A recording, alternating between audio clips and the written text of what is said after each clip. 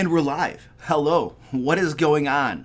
So, tonight on the Lair, I'm a little bit sick tonight. I've got some messed up throat stuff going on and like a cough and stuff. So, I have changed up the itinerary for tonight. We were just going to do some question and answer tonight, hang out a little bit and chill. And we'll do that for as long as my throat will hold out. And once my throat dies, then the stream dies. Unless my internet kills the stream first.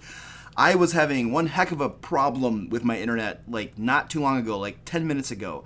My upload speed was just tanking, like totally dying. I rebooted my modem, my router, and right now it's looking good, but if everything dies, you know why. So you guys know the drill. Throw hashtag all question marks down in the comments and we will get your questions answered. I have moderators grabbing questions and throwing them into a spreadsheet. Remember, don't spam your questions. Don't at me, okay? We will get to everything in an orderly fashion or something. Oh, I just heard a weird noise. It sounds like my wife is using the blender upstairs. I heard a weird noise and I was like, what the heck is that? All right, sweet. Are we going to do some more painting one of these days? I did a lot of painting today. I got up this morning. I've been painting miniatures since about 7 o'clock this morning and I stopped.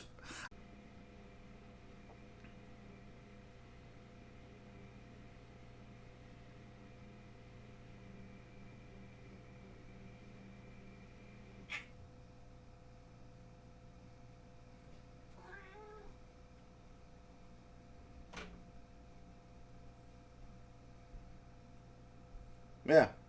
Oh, I know you're not receiving anything. That's because my internet sucks.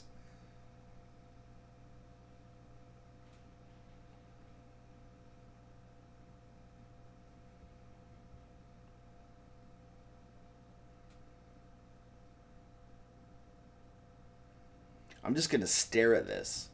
I just want to see what happens. Oh, a piece of junk.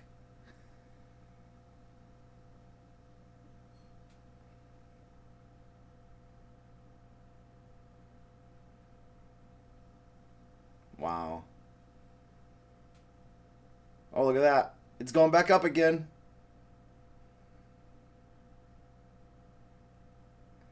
Wow, look at that. That's crazy. Oh, am I back on now? I'm just like sitting here. I'm just like, let's just see if this works sometime today. Am I back on? I'm just like sitting here.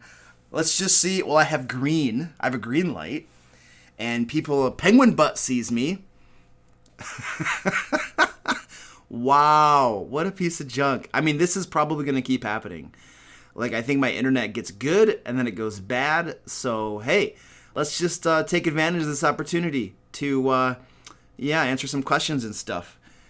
I'm perspiring. See, I'm getting all stressed out over my stupid internet. I'm starting to perspire.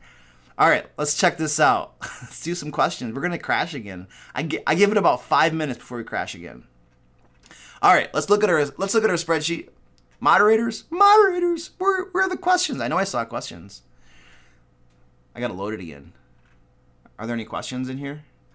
Nope, no questions yet. All right, let's take a look. Let's see what we got going on here. I know I saw some questions. Roaming Orc says, when creating an intrigue campaign, what would be probably the most important aspect to look at? I have no idea, dude. Things that create intrigue, things that are interesting to your players, things that are mysterious or something. Like, that's it. And then clues and stuff, I don't know. That's all I can come up with on that question. I mean, if you're making an intrigue campaign, you got to make things that are intriguing. I don't know. I know that's a completely unhelpful answer. I totally get that. Sorry. Do you like to RP leveling up or just you guys are not level? Yeah, we don't usually RP that stuff. I mean, nah. We just take a level, everybody rolls their hit dice and stuff, and they do all that kind of stuff. I've never RP'd it before. I mean, you could Penguin Butt. I have never done that. Michigan and Washington YouTube says, question, hey Luke, I'm back. All right, cool. Welcome back, man. Mr. Goats is going to start a West Marches campaign. Where to start? How many hexes should I design? How many towns? I have no idea. I have never run a West Marches campaign before, man. No idea. Is it a hex crawl? Are West Marches campaigns normally hex crawls? I don't know. I mean, if I were doing a campaign, if I were doing any campaign, I wouldn't be designing a campaign setting. I would be using a pre-established one like Forgotten Realms or something, or, you know, because this makes my life easier. And if I understand it correctly, isn't a West Marches thing where there are various dungeon masters, lots of different dungeon masters and lots of different players, and they all kind of just get together and play whenever they, the players like come up with an idea or something. If that's the way it works, and the dungeon masters and players just kind of like float among themselves, then I would want there to be a shared game setting, a shared world that everybody plays in. I think that's probably going to be easier for everybody to manage, keeping stuff all kind of like a shared world. And if you're using a shared world, then it seems that you'd probably want to use a pre-established world so that, you know, everybody can just kind of say, oh, we're using Eberron. Okay, great. We all kind of can just reference the same material. D&D style scavenger hunt. Does it work or not? Any ideas regarding it? See, I'm sick. I don't know, dude. I've never done a D&D style scavenger hunt. I mean, if it's like if the players are looking for something, right? So you leave clues, they can find stuff, you know, and so it's gonna be like a puzzle. I don't know, man. I would if you had that inkling or that like, you know, hankering to do that, I would give it a try, you know, and figure out if it worked.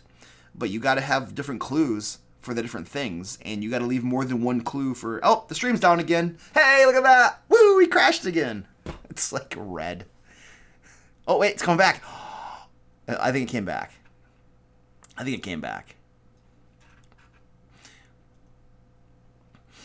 Princess Carnuda, what up? Hello. My voice is already dying.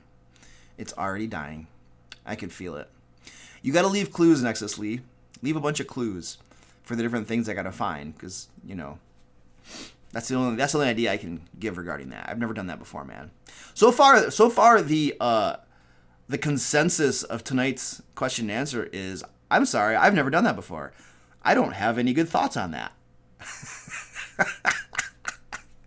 At least I'm honest about it. I could lie to you.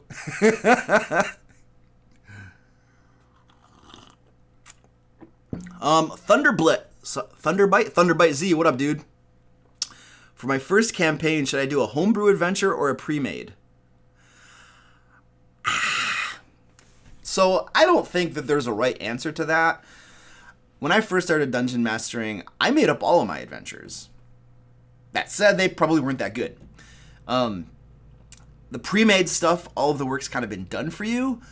The information is all there.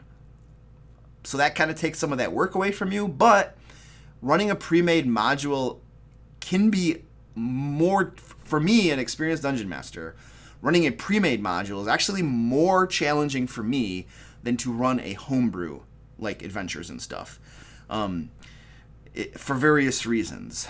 So that said, though, for new folks who have never done it before, I probably would point you toward a pre-made. Pick up one of the starter sets, Lost Mines of Phandelver. That Ice Peaks one that comes with one of the starter sets I've heard is really good too. So I would probably steer you toward a pre-made one. But one of the starter sets, definitely don't do, like, there are some modules that are not like new Dungeon Master friendly. So I would stay away from those. Princes of the Apocalypse comes to mind. There was one about like Rise of Tiamat or something. I think that one probably not the best one, but like I don't know, man. But I've heard that some of those starter set ones are pretty good. I would try one of those out. I think those are good. The Guy 85, hello. Jason S says do a pre-made. Yeah, I think pre-made is probably the best way to go. Kenton, thanks for the sub, man. Appreciate that. Oh, I forgot to tell you guys, like, if this live stream even lasts, if it doesn't crash again to the internet, I wanted to do a giveaway tonight of these tactical token thingies. Where are these guys? These guys right here. So I want to give some of these away tonight. So why don't we just start that off? How about we get people signing up for that? There is a link down in the description, and I will also throw a link in the chat. Stand by for you guys to sign up to this. Get free crap. Everybody likes free stuff. And the password that you got to put in, the way these usually work is at the end of the stream I close the giveaway, and only people who are on the stream are eligible to enter and get this, which is the benefit of being at the stream. The password that you're going to need is GuapoCat. And I typed that in as well. GuapoCat is the password. So go ahead and sign up for that and get some of these cool tactical tokens. They're really sweet. So there you go. And also, I also want to thank, let me find my other screen. I want to thank all of my awesome patrons and members as well for supporting the channel, for helping out, and just being generally cool. My patrons and members get to get cool crap. We have a VIP Discord channel they get access to. We have a monthly hangout on voice chat, just my patrons and members. Actually, it's happening tomorrow afternoon, so I look forward to hanging out with you guys then. In particular, I want to give a shout out to Clammed Oyster, Mr. Lemon Pie, Baoban, Kurt Y, Theta Tag, Son of Sofa Man, Mr. Pages, Yokai, and Joe M. So, thanks guys for supporting the channel and everything we do around here. I appreciate that. Oh, by the way, you guys, I don't know if you guys saw this message, but my eyes keep going down to the green to make sure that I'm actually still live. My stupid internet. I don't know if you guys saw this, but I have a new RPG backstory template available over on DriveThruRPG as well. So it's free for you guys to download. It basically helps you walk through creating a backstory for a PC. So there's a link down in the description to my DriveThruRPG stuff. You can go there and find it. But anyway, that's free for you guys to grab. So I wanted to let you know about that. So how about some questions? How about I stop talking about stuff? And red versus white. Red. Question: when it comes to Dungeons and Dragons, what's your view on hirelings, NPC companions? All right, Generous Shield. That's a good question, because I would say about for sure 2 years ago, I did not like hirelings or NPCs. I'm like, no, I did not like them all. I felt that they just mess with the balance or something, or blah blah blah, whatever.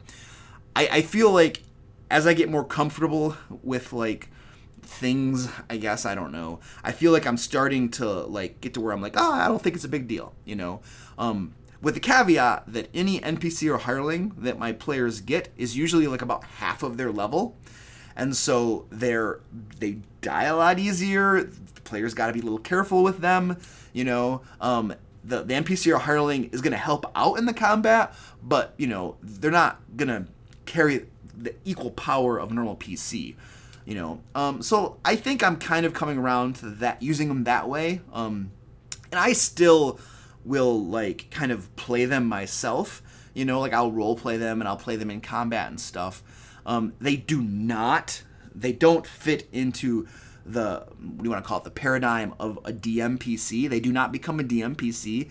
They're somebody that's on the back burner. Sometimes we forget they're even there because I am for sure not making them a spotlight at all.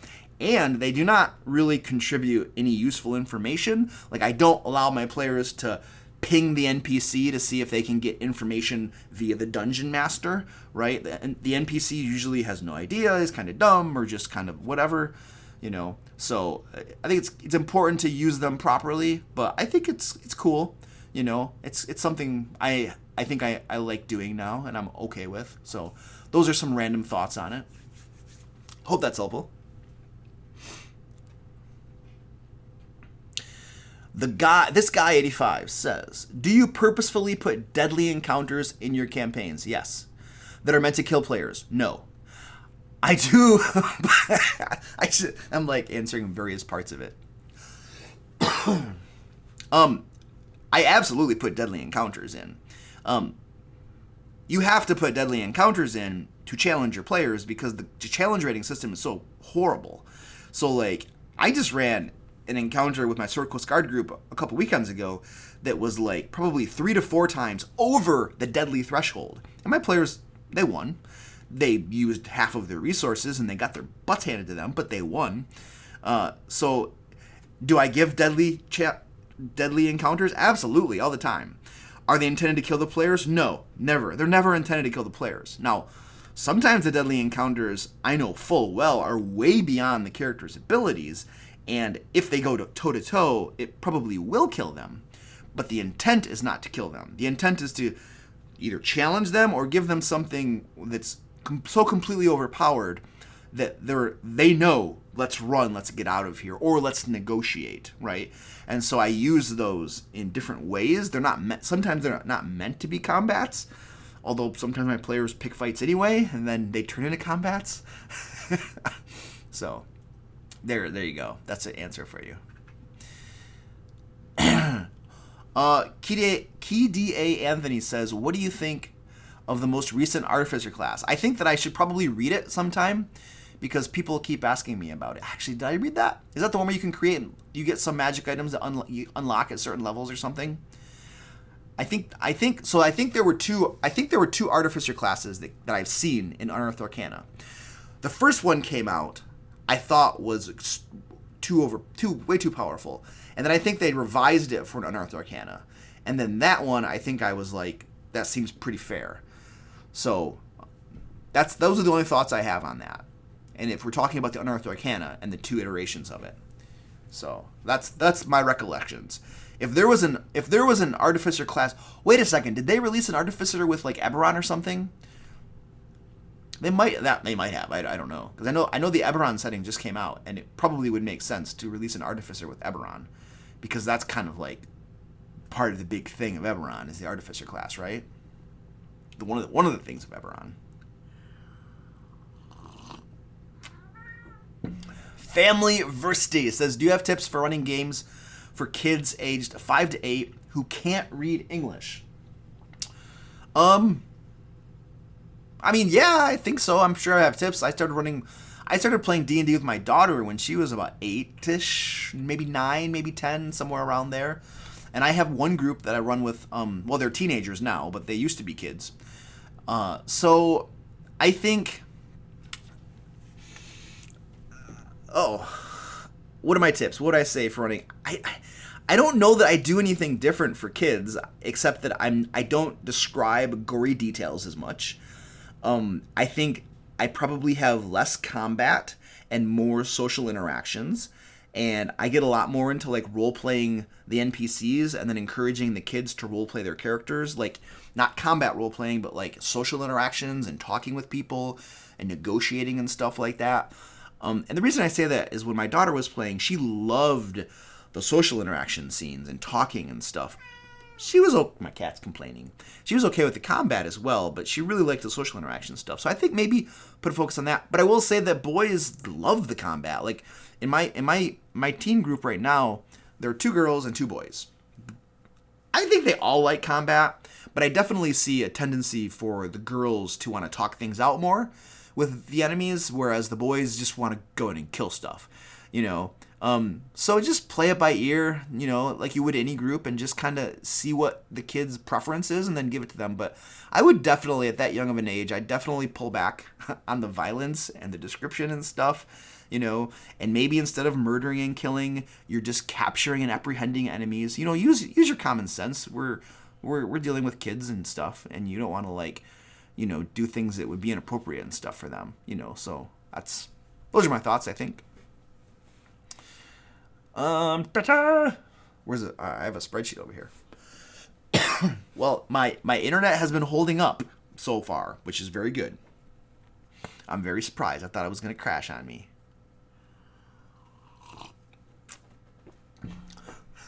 What? Okay, here we go. Alex Creel says, I've been challenged to kill my 4 level 12 PCs with an appropriate level dungeon boss. I plan to use a Dracolich. Any tips? People say kobolds. Well, I mean, I would use some kobolds as minions in that battle. I would go to Volo's Guide to Monsters, and there's like a kobold dragon shield and stuff there, and there's a kobold sorcerer. I think there's a kobold. What is he? He's not. I wanted to say artificer, but he's not an artificer. He's like a kobold gadget person, a gadgeteer or something. I forget what it is. But there are a bunch of different variant kobolds in there. So sure, you can go do some kobolds. I mean, who challenged you? Your players challenged you? Because it's not a challenge for a dungeon master to kill his players. It's pretty easy. unless the challenge is to set up the encounter and then run it by the rules and not like, do anything on the fly, then that might be something. But I don't know, dude. I mean, what are my tips? If you've been challenged to kill them, what are my tips to kill them? It's not that hard, man. Just you have infinite hit points. Double your breath weapon damage. I mean, I don't know. If I were challenged to kill my players, I would just refuse. I'd be like, no, I'm not going to try to kill you. There's no challenge. There's literally no challenge for a dungeon master to kill the PCs. The challenge, the real challenge of a dungeon master is to like provide a battle that is challenging, where the players like think they're gonna die, and then they come out on top and they feel awesome and they love it. Those are the best sorts of battles, and that's more challenging. Walking that fine line between like absolute like TPK and then victory. And we had a battle like that a couple weekends ago at my Sword Coast Guard group, and it was an awesome battle. My players loved it, and they thought they were doomed. They might have been doomed. So what they did, this is interesting. I think it's interesting. What they ended up doing 2 weekends ago, my Sword Coast Guard group, they're going into this fire giant compound, and they go through a whole bunch of dwergers, and then they get into the fire giants, okay? And they go into one fire giant encounter, and after this encounter, they are beat up. They're really hurt. And they decide that we need to take a long rest. We have to long rest. So they leave the compound, go outside, and take a long rest. And the fire giant like leader, knows that they're under assault. He prepares defenses, blah, blah, blah. Oh, we just crashed. Stream just crashed. Oh, it came back. Ooh, it came back. I saw red, and then it goes back to green. So the fire giant had prepared an ambush. And my players came back into the Dwerger compound. And what I basically did is I didn't have time to punch any numbers for this ambush. I knew that there was a room of fire giants and hellhounds here. And there was another room, which was already deadly. And then there was another room of fire giants over here. And I just took all of them and put them into the ambush. And I know that it was way beyond their deadly threshold. But I was improvising things on the fly. The fire giant king knew that they were coming back more than likely, so let's set an ambush. I just threw them all in there, and it was a crazy battle. But my players used some very good tactics. Whoa, hey, there's a cool one. Andy Hinton, what up, dude? Thank you for the super chat. Appreciate that. Cool 100. Is there a question with that, or are you just supporting the stream, man? Appreciate that. There we go. Go take my wife out to dinner tomorrow. I'll say, thank you, Andy Hinton, as we're eating dinner. Thanks, buddy. You're awesome, bud. So that was like a really awesome, hard fight. And my players pulled through, and they thought they were going to die. But at the end, after they pulled through, they were all like, that was an amazing, awesome battle. And you know what? I did not pull the punches one bit in that battle. Sometimes as a dungeon master, you're like, oh, I might pull back a little bit. I might not like go all out trying to like, beat him. I might, do something or other to like make it easier. In that one, I was just all out. I was just like, you know what? We're going in. I'm gonna do my best to kill him if that's what happens. And they avoided that, so they did a really great job. So yeah. If there's a question from Andy, folks, moderators, make sure I get my eyes on that. He just threw me some money, but no question. So I want to make sure I get a question answered if there is a question attached to that. All right, let's hit something else. I just gave you guys a big Chili. Hey, what up? ¿Qué onda, hombre? Juan, ¿qué te pasa? Yo hablo español. Para que sepas. Es que mi esposa es de Honduras y yo soy de aquí. Pero, sí. Ni puedo hablar porque mi garganta me duele tanto. Y parece que duele más hablar español cuando mi garganta duele que hablar inglés. Y eso es muy interesante. So, we're just gonna stick. That is so interesting, you guys.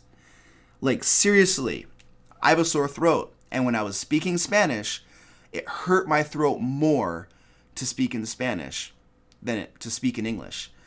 That is so weird. My mind is blown. Why would that be? I gotta hack a little bit. All right, let's get some more questions going on.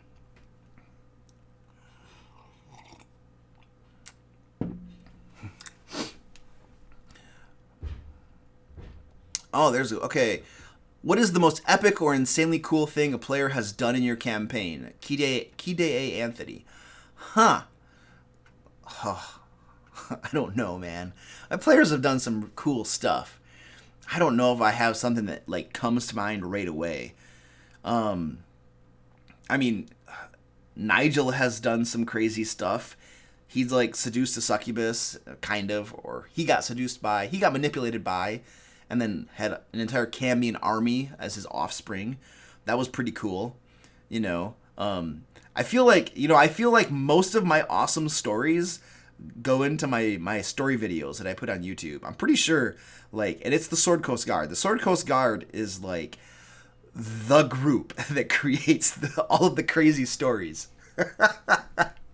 My cold is racist against Spanish. It might be. I don't know, dude. It might be. It's a possibility. The Encountermancer says, any good sources or tips for converting 2E adventures and monsters to 5th edition? I have never done that before, dude. I mean, honestly, what I would do... So the adventures themselves, the only thing you really need to convert over are going to be monster stat blocks. That's really it. All of the challenge ratings and all that kind of stuff, just wing it on the fly. You don't need to convert that.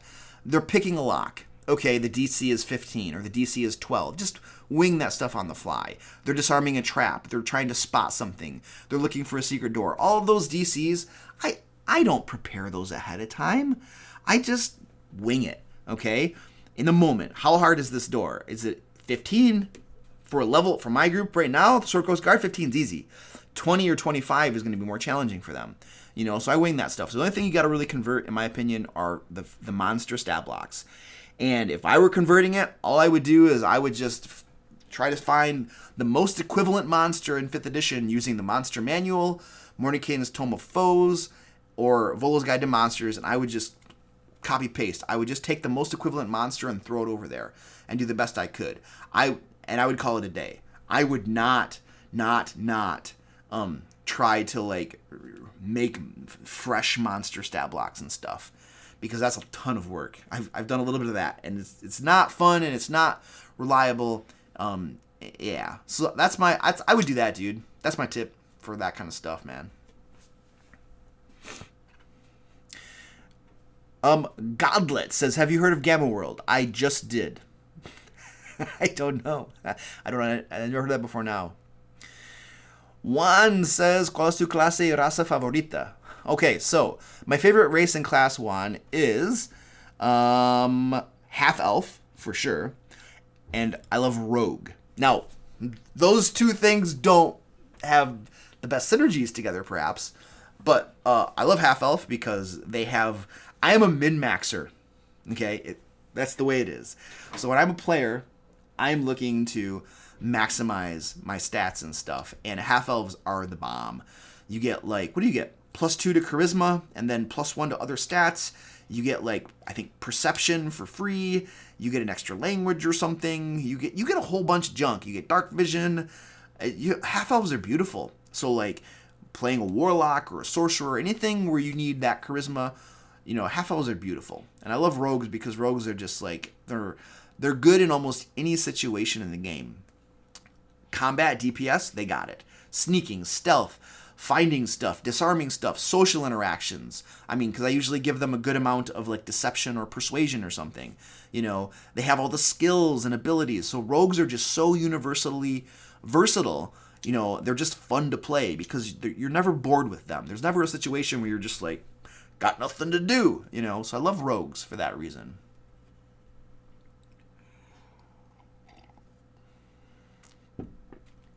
Yeah, Gilmore. Gilmore. Wait a second. Gilmore, are you one of my moderators? Aren't you a moderator, Gilmore? Are you my moderator? I'm like, some of my moderators keep changing their names over my Discord channel. So like, he is. Dude, I need to mod you, man.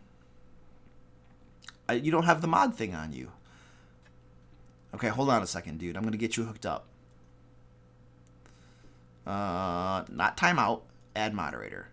There you go, buddy. You're hooked up. You should have said something. All right. Hunt Gaming. What charts, books, or sites do you use for pricing items in your game? I use the player's handbook and all of that's what I use. Oh, it's okay, Gilmore. Don't worry about it, man. Anything that it's not in the player handbook, I just make something up.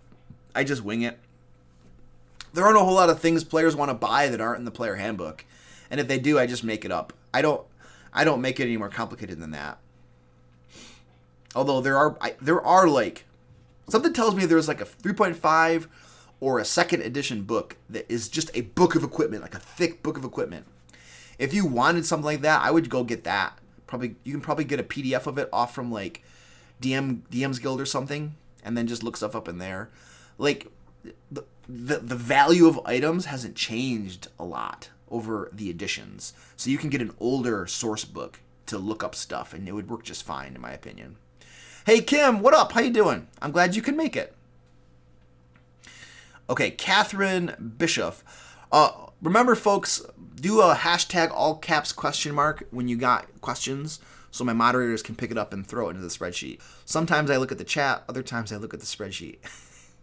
Right now I'm in the chat. Sorry. So my moderators sometimes don't like when I do that because it seems like there's more spam or something. Because people are like, oh, I'm going to repost my question or something. But anyway, whatever. All right, Catherine says, my group really loved a recent one-shot and want to play those characters again. I intend to blend the one-shot characters the PCs will play into our current campaign. Any suggestions? Sounds good. If they want to play the characters again, absolutely let them play the characters again. And whatever level they're at, then just start your campaign at that level. I don't think there are any suggestions I would give, except that if they like those characters, you know, the only suggestion, because the question's kind of general, but one thing that does come to my mind is think about when they were playing that one shot. Think about the things they were doing and how they were role-playing their characters. Think about the things that they seem to find the most fun and interesting, so that when you build your campaign can have those elements in it. You know, so that you're kind of customizing your campaign according to your players' likes and interests. You know what I mean? But also remember, too, that, like, usually you have a variety of players at your table, and some people will like social interactions more, other people like combats more, you know, so you do want to always have a little bit of a variety, you know, but I would just think about the one shot and what they did and what they enjoyed, and then use that information to inform the creation of your campaign. So I think that's my suggestion for you. All right, this guy 85, see you later, buddy. He probably already left. I'm like 5 minutes behind in saying goodbye to him. Dungeon Adventurer says, I'm new to being a dungeon master. Any good tips? Yeah, dude. Like, but I'm not gonna. I don't think I have anything. The one tip I always tell the new people is, I think 2 tips.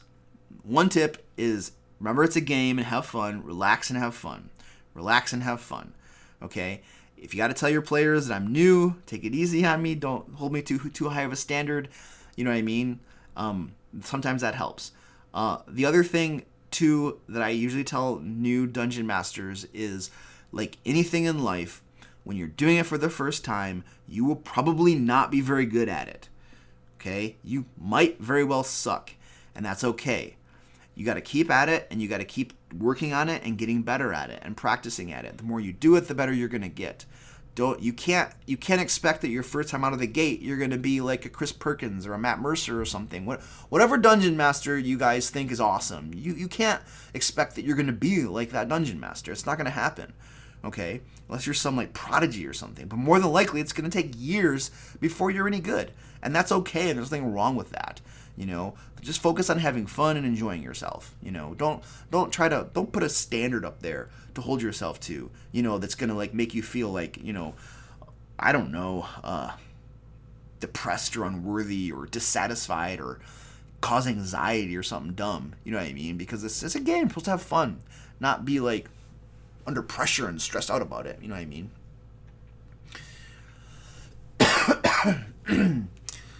Michigan, Washington, YouTube, YT, I don't know. I see YT and I think YouTube, so that's how I'm translating your name.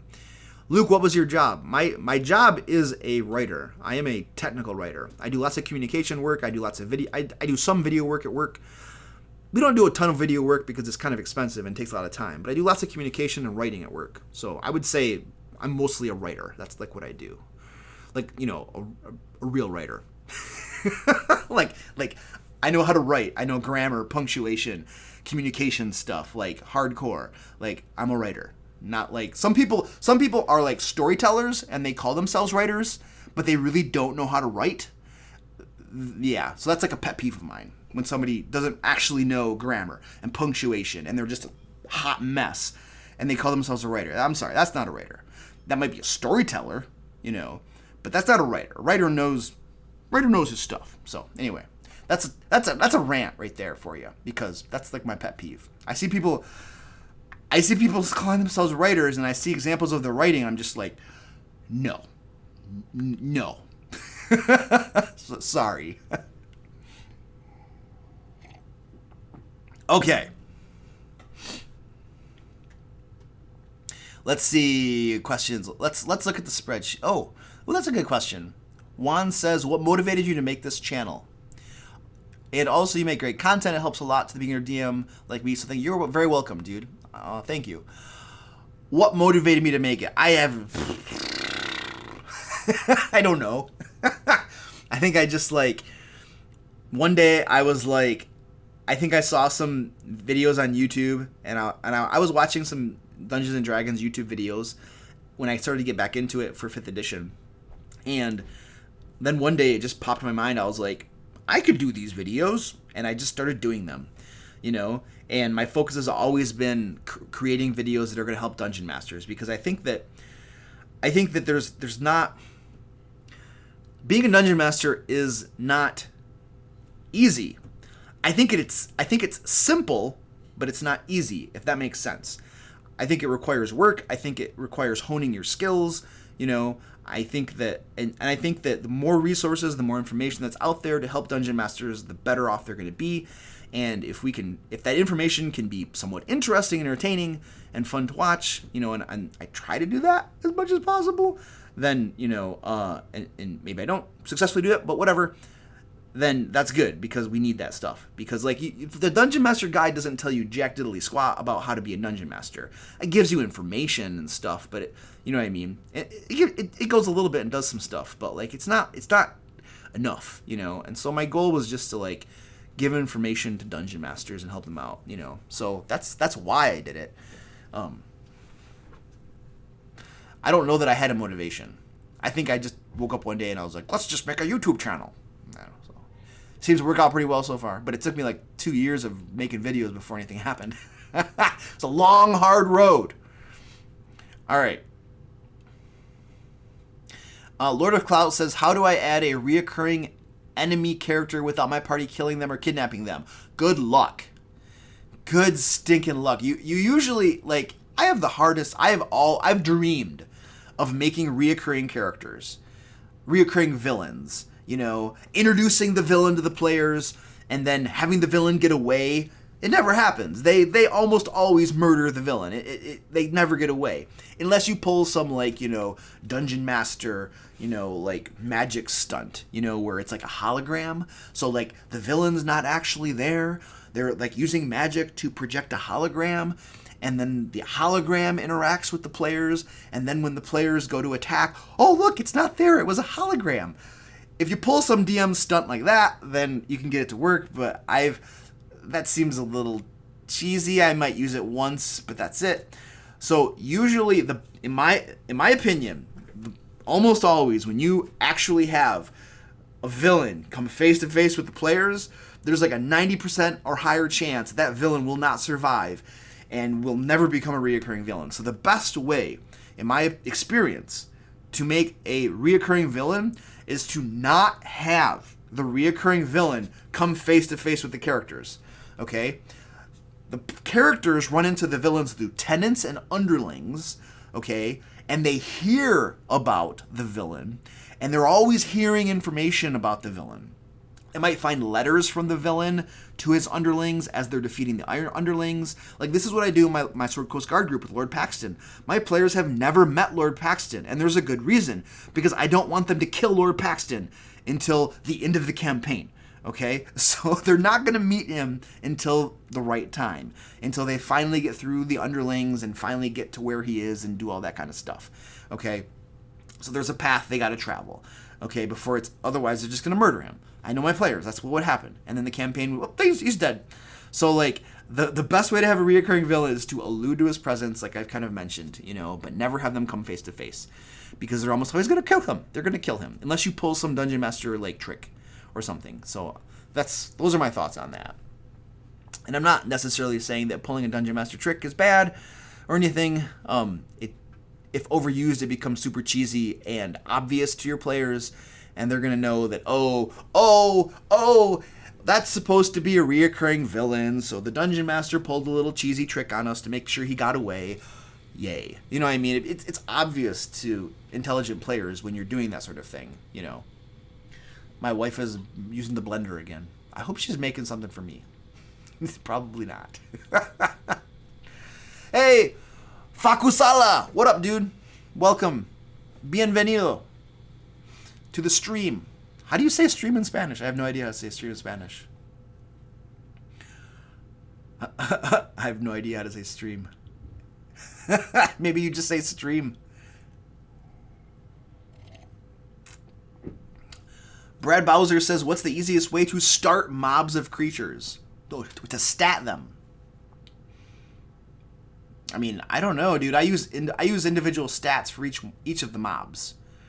If you want to get into like some sort of epic combat, Brad, where like you have your characters going against mobs of people, and they're just like gonna just start hacking through them because it doesn't like represent each individual is not a challenge. You're talking about the mobs. I would almost not even use game mechanics for that. I would probably, if it were meant to be some sort of epic battle against mobs, I would just, the stream just crashed. Wait, it's back again. I saw red, now it's green. Ooh. I would probably just fall into narration, and I would just do pure storytelling at that point. In all honesty, if it was meant to elicit this sort of epic feeling of just hacking through hordes of kobolds, because the kobolds can't possibly touch your powerful adventurers, I would just, make it a narration thing between me and the players, where we just tell a story of how they hack through the kobolds or whatever. That's how I would probably do it. Allison, thank you for subscribing. Appreciate it. Overclock 20 feels ignored. All right, dude. I'm sorry, man. What up? What's your question, man? Let me go to the spreadsheet. Because you're my man. You've been in streams before. I want to make sure I get your... Okay, I got your question, buddy. About the Demon Lord? Is that the one? I'm hooking you up, dude. Marcus, hey, what up, dude? I'm glad you like the content, dude. Thank you. Appreciate it. Thanks for joining us on the stream. All right. Overclocked. Here we go. Okay, Cthulhu fan. All right, I'm going to hook up Cthulhu, too. You guys are all complaining. I talk too much, and I don't answer enough questions. All right, overclocked. Where's overclocked? Okay, I see it. I see it. Okay, got it. All right, I'm making it so a demon lord is attempting to ascend to godhood in the MP. I don't know what MP means. Military police? What demon lord should I use? Pick one. I would get Mordenkainen's Tome of Foes, read through the demon lords in there, pick the one that you think sounds the awesomest. That's my advice. How do I foreshadow them? And what kind of encounters should I use? That's a lot of questions, man. I can't build out your campaign for you. How do you foreshadow that?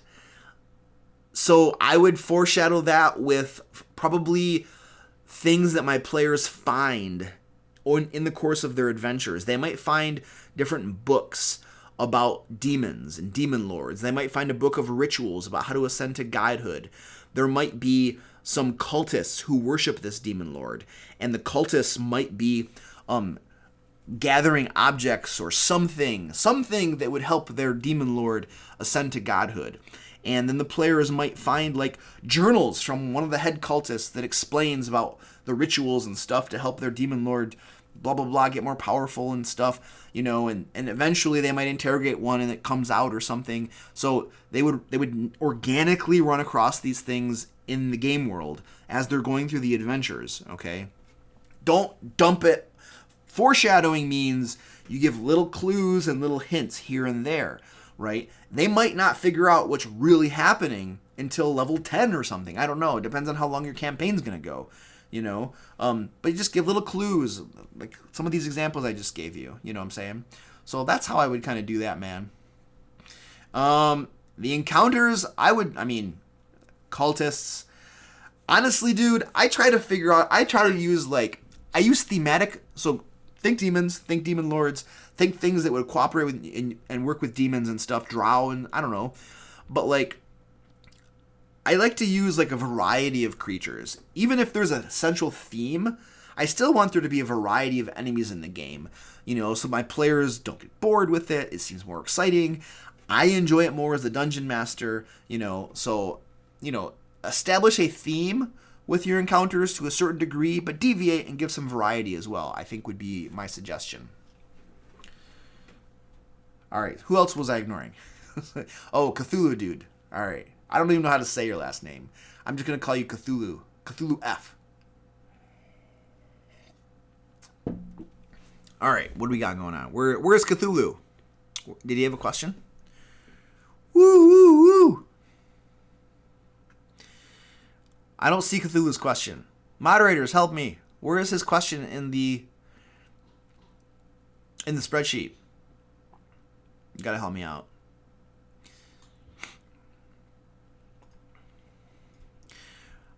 All right, Penguin Butt wants to send me a gift. All right, if you want to send me something, Penguin Butt, my suggestion would be, so if you're on my Discord, I would join my Discord, okay? And then go to my Discord, and then send me a private message, okay? And then I have a P.O. box. I'll give you my P.O. box, and you can send me something. As long as you promise it doesn't explode or something. Oh, my stream just crashed. I'm red again. Oh, it came back. It's coming back. Oh, it's down. All right, I'll just sit here and wait. I'll just sit. Oh, it came back. Woo! Am I back? Oh, maybe back.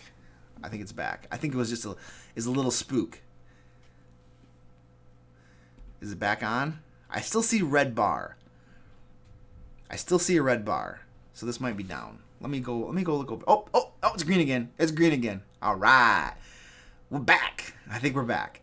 So Penguin Butt, as long as it doesn't explode, you can send me crap. So just send me a DM in my Discord, man, and I'll hook you up with a PO box, okay? All right.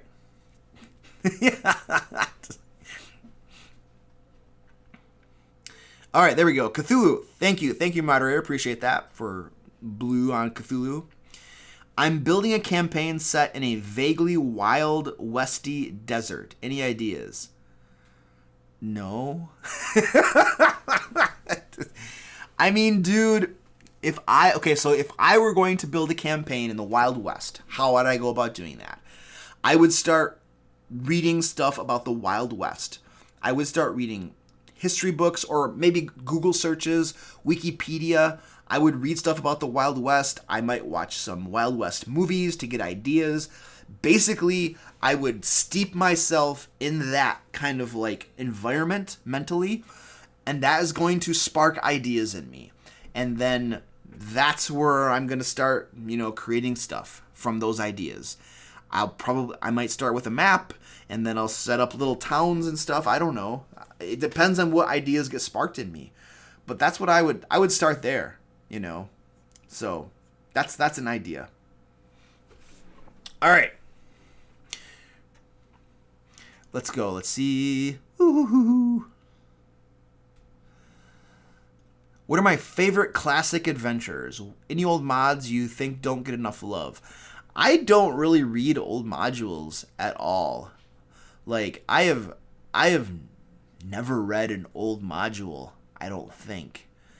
Like I have been doing homebrew adventures since like I started playing D&D.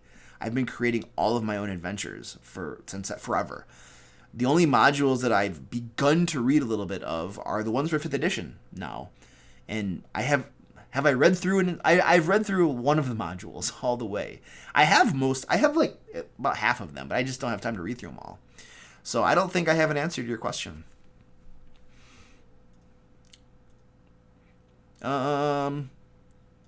Let's see. Question.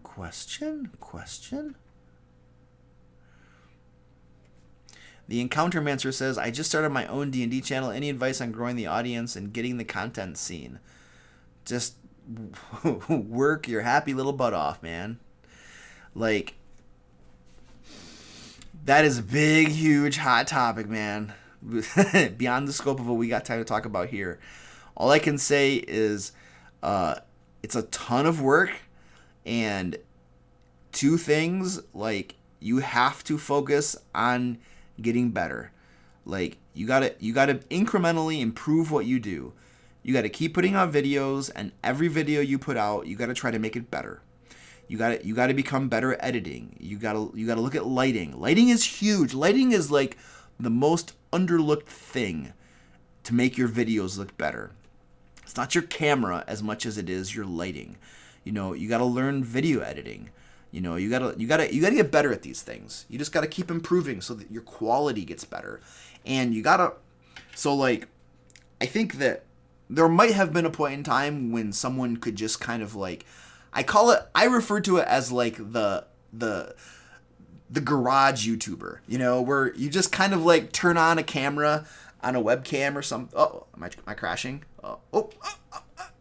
Where you turn on a camera on your laptop or something, and then you just kind of sit there and just talk, stream of consciousness or something. I see a red light. Am I crashing? It's going red, and then it goes yellow, and I'm red again. I'm gonna sit here and stare at this until it goes green again to make sure my answer doesn't get lost. I made it to 7 o'clock with them up. My voice is not totally dead.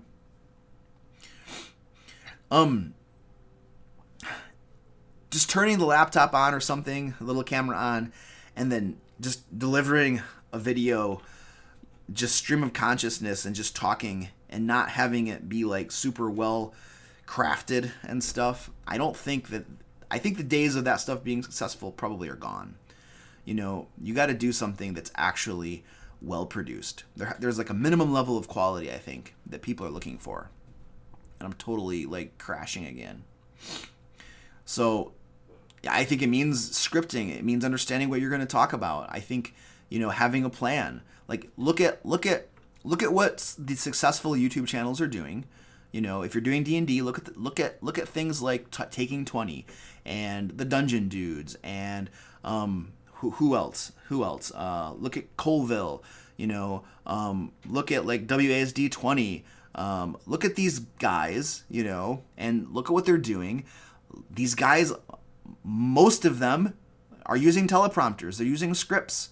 Okay, they have it written out ahead of time and they're reading off teleprompters. Now they're delivering it well so that it's engaged. I use a teleprompter. Okay, they're delivering it well so that it's engaging and it's not boring, but they're not just kind of like talking. They have a script and they deliver it and stuff. So they have a plan. So I don't know. I'm going off onto a big tangent here. So yeah, those are some thoughts on you, and it's going to take a while. It'll take a long time.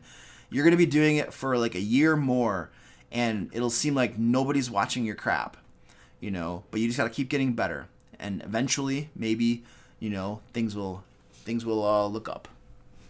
Just don't, if you are afraid of work, then you being a YouTuber making videos is not for you.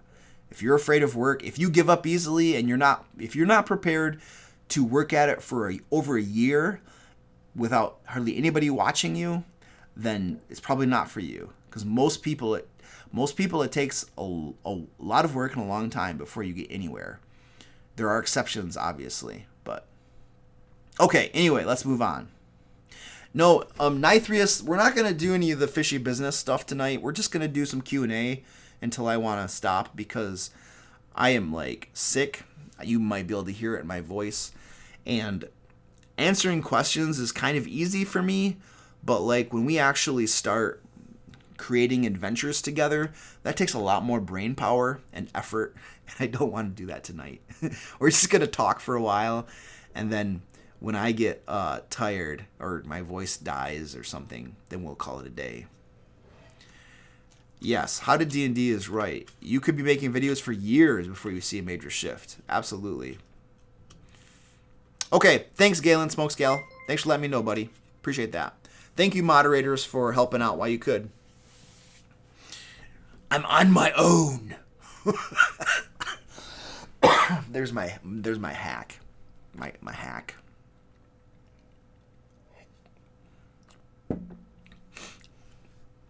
All right. So, more questions. How does one add combat to a mystery adventure without spoiling the big reveal or the main villain? I don't put any combat in my sessions, just investigation. I think it failed. Yeah, so Busy BR, if we're talking about Dungeons & Dragons, and you did put any combat in it, and you think it failed, it probably failed because there was no combat. And the reason I say that is that most, I would venture to say, Dungeons & Dragons players, when they come to play Dungeons & Dragons, they expect combat because that's part of the game. It's like a miniature war game in an aspect of it, except that instead of controlling an army, you're controlling a character. But your character, 90% of your character sheet is made for combat, and all of the abilities and stuff that you get are made for combat. So I think most Dungeons & Dragons players are looking for some combat. Now, some people might have different desires of how much they want to have. Some people like to have less, other people like to have more, you know what I mean? But there's usually a desire for at least some, because that's kind of what the game is. And so if you didn't have any, then there might have been a disconnect there. Your players might have wanted the combat, and there wasn't any, and so that could have been the thing.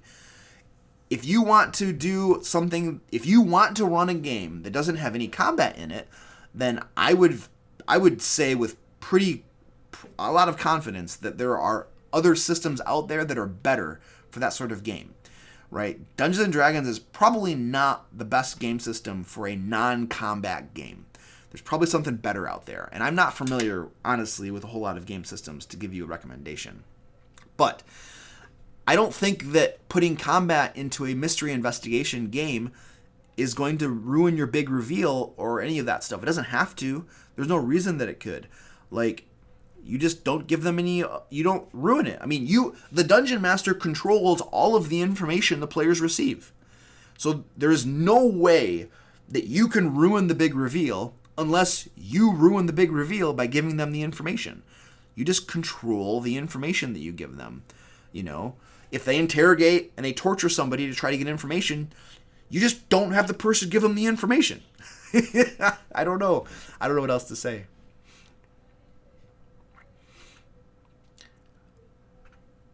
I don't think the stream is being hosted by Raystalin. Not that I'm aware of. All right, Durham says, all right, Thunderbites, see you later, buddy. Durham, I can't pronounce your last name. I'll go with Brody, though. Durham Brody. I'll skip that middle part. I'm not going to be able to do that. Sorry, man. Hello, Luke. I really like your videos. Cool, thank you. I have questions a little bit not related to D&D. Did you see the Witcher series? And if yes, what do you think of it? The Witcher series on Netflix? Interestingly enough, I was on Netflix today to watch something, and I saw like the little screen come up where Netflix tries to tempt you to watch something, and it was the Witcher series, and it looked really interesting.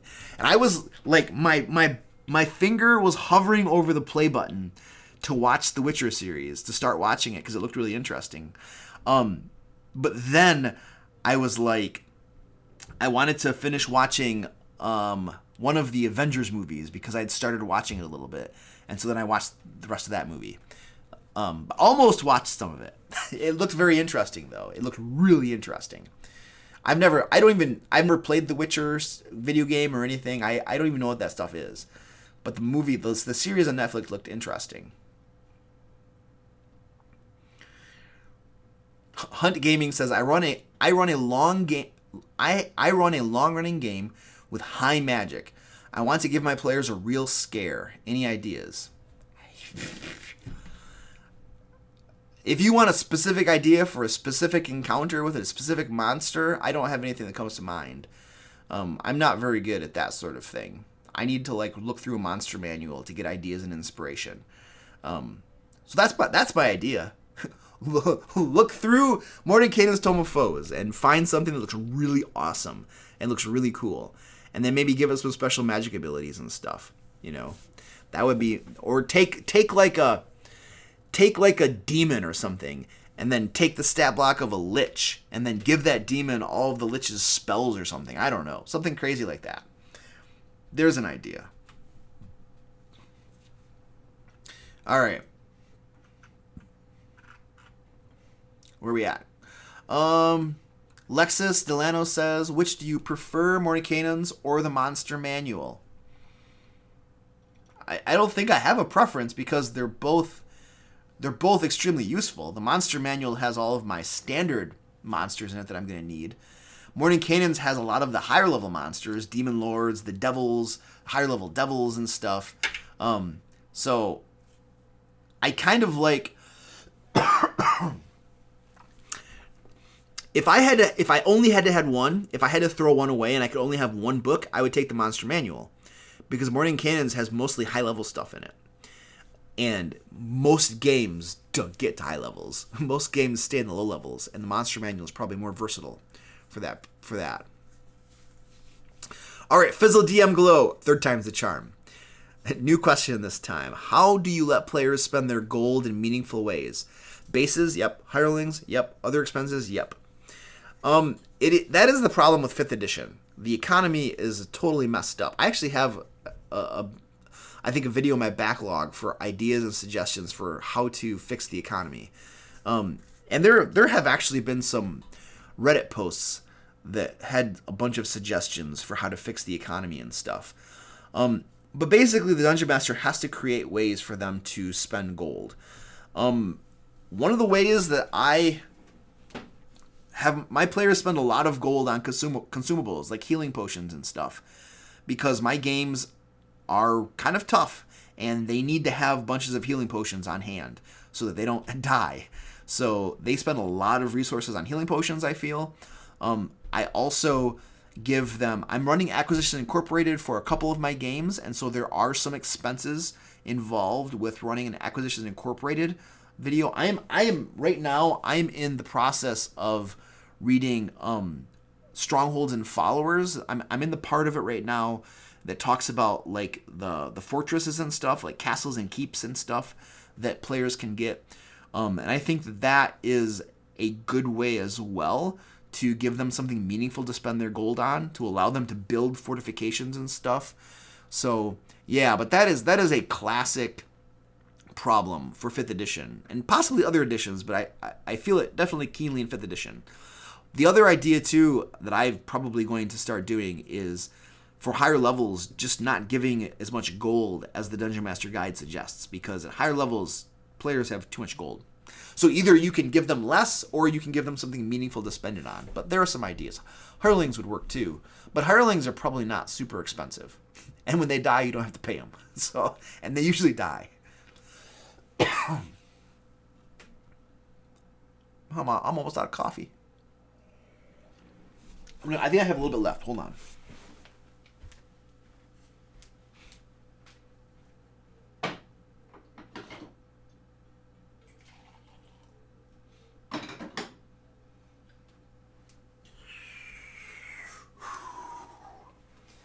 Yeah, I just got a little bit of coffee left, and I'm gonna be out. All right. Russell Hout. Hello, Russell. I am used to running Pathfinder, which has perception, but 5e has perception and investigation. When do you know which to use? The book is confusing. Yes, that is a great question, dude, because I'm a player, and well, I was going to say that I constantly have dungeon masters using it wrong, but maybe I use it wrong. Maybe I interpret it differently. Maybe the book isn't explicit enough about when to use which. So maybe nobody knows the answer to that, but I'm going to tell you how I do it. Okay, so basically, the way I use it is I use perception whenever a player is trying to perceive something, whenever they're trying to notice something or spot something, when they're looking for something. Okay, so if they're going to spot the thief who is hiding in the shadows, if they're going to spot a secret door, if they're going to spot a trap, okay, whenever they're just trying to see something, or if they're trying to hear something, okay, they're listening to a door to see what they hear behind the door. All of those things are perceptions. Whenever they're trying to perceive something in the world, those are perception checks. Investigation is when they're trying to figure out how something works. So I did a perception check and I found a secret door. Great. There's an outline of a secret door. I have no idea how to open it. Then I'm going to make an investigation check to study the wall and to see if I can figure out how it works, to figure out how to open it. Oh, look it. There's a sconce on the wall, and when I turn it, it opens a secret door. Now that's obviously a cliched way to open a secret door, but that's the idea. I used a perception check. I found a trap. Great.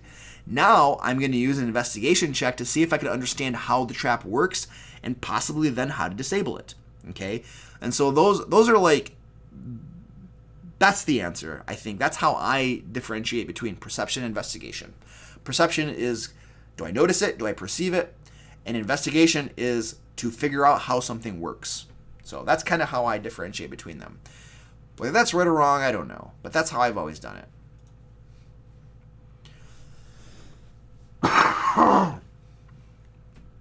Because perception is wisdom and investigation is intelligence based too, so I think it makes sense on that ground as well. Blaze the Planeswalker. Hello, Blaze. What are your thoughts on using flintlock firearms in D&D? So generally, I think it's fine. It's fine to a certain extent. And there's a caveat to that, why I said to a certain extent. Generally, what I would do is I would just say, firearms are a thing, that's great. We could just say that it works the same way as a crossbow, a heavy crossbow does or something. And then a smaller pistol or something might work the same way as a hand crossbow would work. And then we use the exact same stab blocks. So you could do something like that, right? The only reason that I sometimes am hesitant about introducing firearms into the game is that it's very hard for players to not metagame, use their own knowledge in the game world, okay? So like when firearms were first introduced, it took hundreds of years for them to figure out things like making cannons or refining it or doing some of these things. It took a long time to develop some of these inventions. But the moment there's gunpowder in the game, your players are immediately going to go to a blacksmith and have him build a cannon, right? It's like it's going to happen like right away. And that's what is it? What do they call that? I mean, it's just metagaming. It's using our own knowledge from the modern century, and we're projecting it back onto those times. And, so I think there is a danger of that, which is why I'm always hesitant about introducing gunpowder. But you could just say, no, you guys are metagaming and you can't do that. So you could always handle it that way. But that's kind of like always what goes through my mind when I think about gunpowder. But yeah, so that's my thoughts.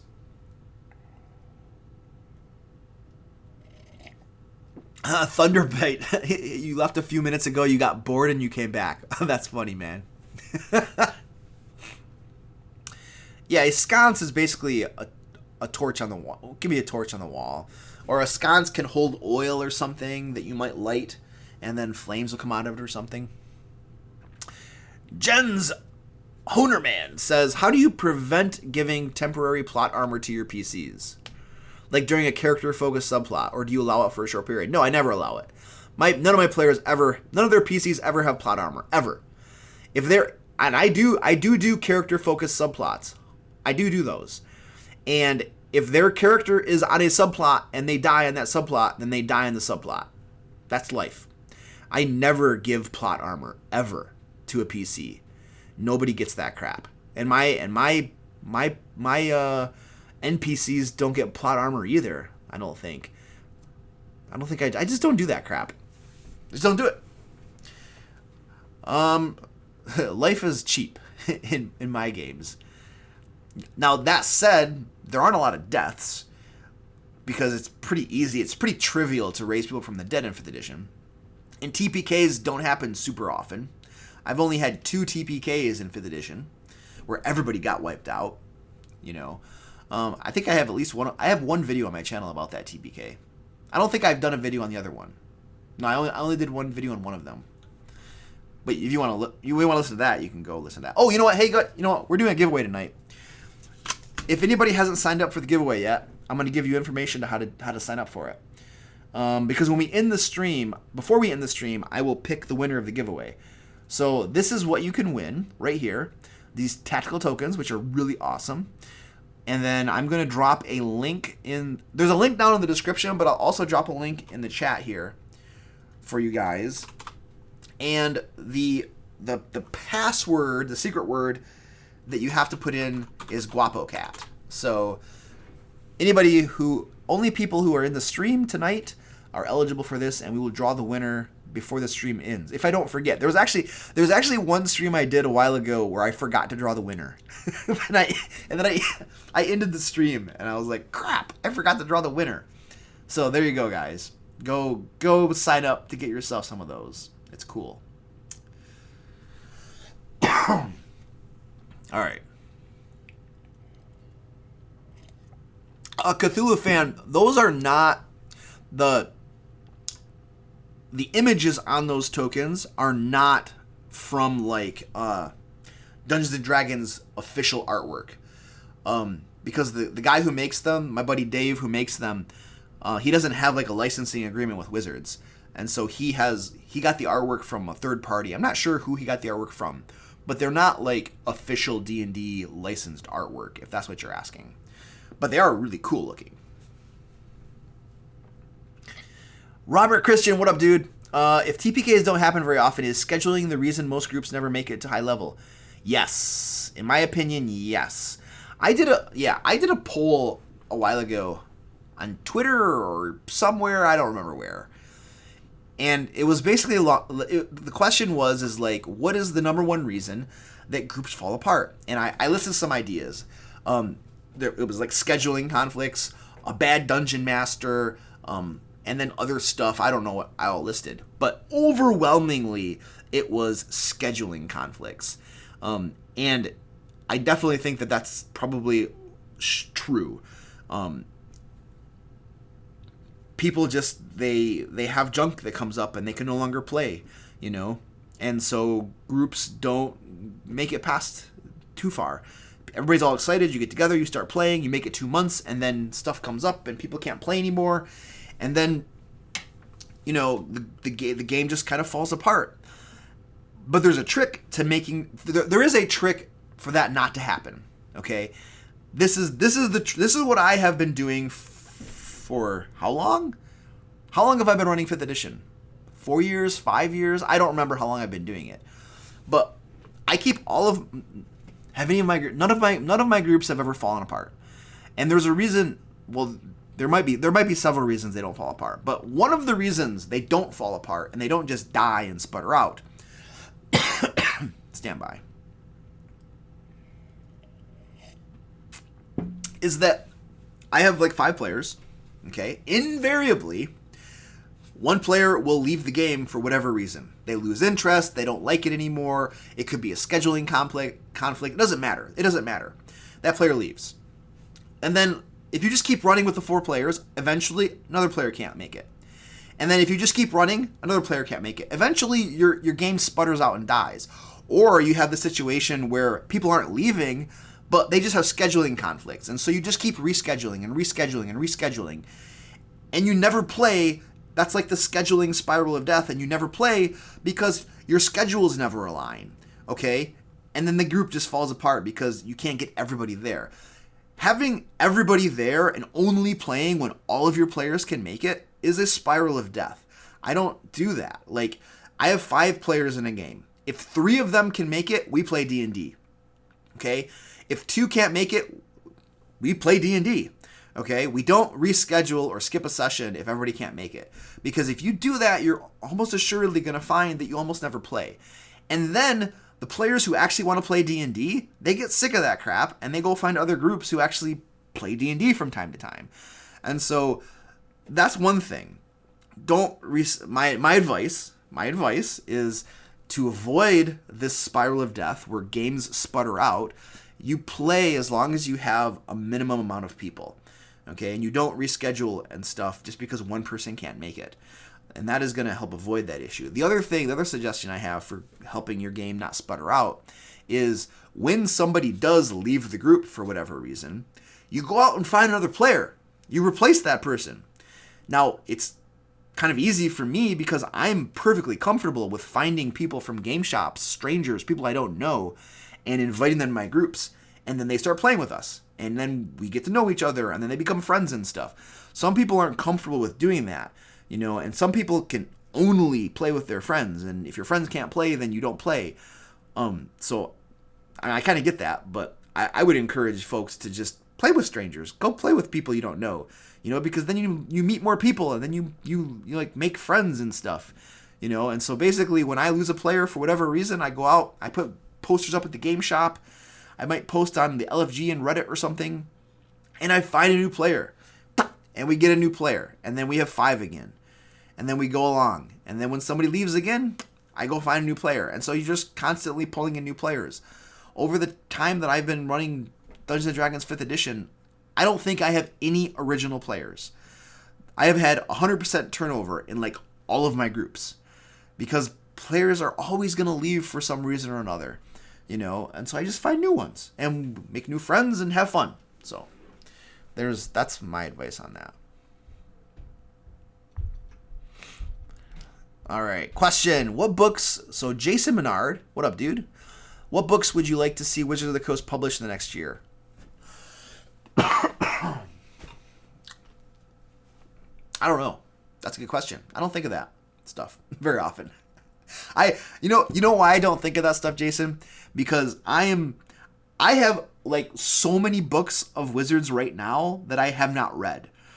Like I just don't have. I always want to read these things. I never have time to read them, and so it's like I never think about books that I want them to publish because I'm still trying to read the books I already bought. They're almost assuredly going to keep publishing. I think they've almost settled into once a year you get an adventure module. Once a year you generally tend to get some sort of accessory book, and then it seems like they're starting to release campaign settings as well. So I think it almost to me it feels like they're settling into like 3 books a year cadence or something similar to that. I would love to see a Dark Sun campaign setting, because I think that would be fun to run a game in Dark Sun. I think that would be really cool. Modules, I don't know. They don't interest me quite as much. I buy them all because I like to read them. I think they're interesting, and I always tell myself one day that I'm going to use them. That I usually never do. more books with monsters. I can always use more books with monsters. Always, always, always. And lore. I love lore for monsters as well. Lore like gets me inspired to create adventures and play D&D.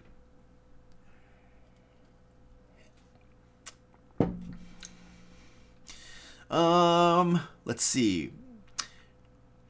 Thunderblitz says you had a video on this. Yeah, if you're talking about like the spiral of death and scheduling games and stuff, absolutely. I do have a video on that. It's an older video. It's like at least 1 year old, if not older. But yeah, I do have a video on that. So Tim Fitzpatrick says, I made a necromancer character and I plan on pretending to be a different class. How should I roleplay pretending to be a different class? I don't know, dude. I have no idea. I have no suggestions on that. I'm sorry, man. You just do it. You just do it. You think of ways to do it. Sorry, man. I got nothing for you. Epic fail on my part. Cat of Colors, what up? Thank you for subscribing. Mr. Goats says, do you have any experience with third-party products for 5th edition? What do you recommend? Third-party products? No, I don't really have any experience with them. Have I bought anything from third-party products? No. I don't think I've bought any third-party stuff, to be honest with you. Sorry. Like, I think the reason I don't buy third-party stuff is because I just got done saying that I buy a lot of Wizards stuff and I never have time to read them, you know? And so if I never have time to read the books I already got, then I'm not going to go buy more books that I have time to read them, especially if they're third-party. Kenshin, thank you, sir, for the super chat. It says, advice on making boss that's challenging but not OP. So, dude, there's a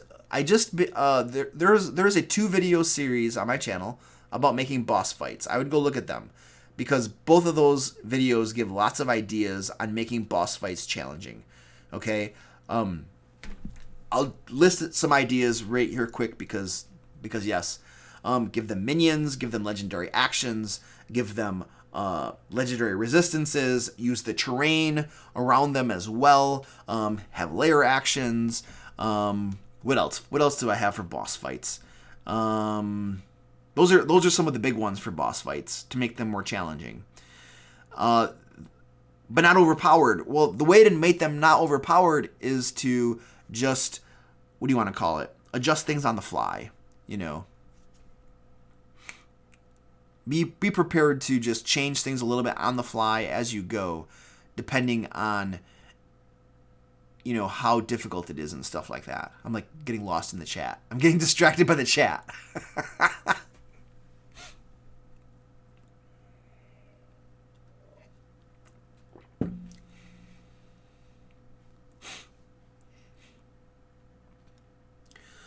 All right. Eric Clark says, I know your schedule is crazy now. Yeah, it's insane. But do you ever play video games related to D&D or just I used to play Dungeons and Dragons online a lot. DDO online a lot. I'd play that a lot. What do you want to call it? Baldur's Gate 2, Icewind Dale, all of those PC games. I would play all of those. I liked all of those. I feel like the Elder Scrolls series, like Skyrim and Morrowind and stuff, I feel like those are all very D&D-ish. They're all the same. So I played Elder Scrolls games and stuff. So I think those are enjoyable. Yeah, those are all fun.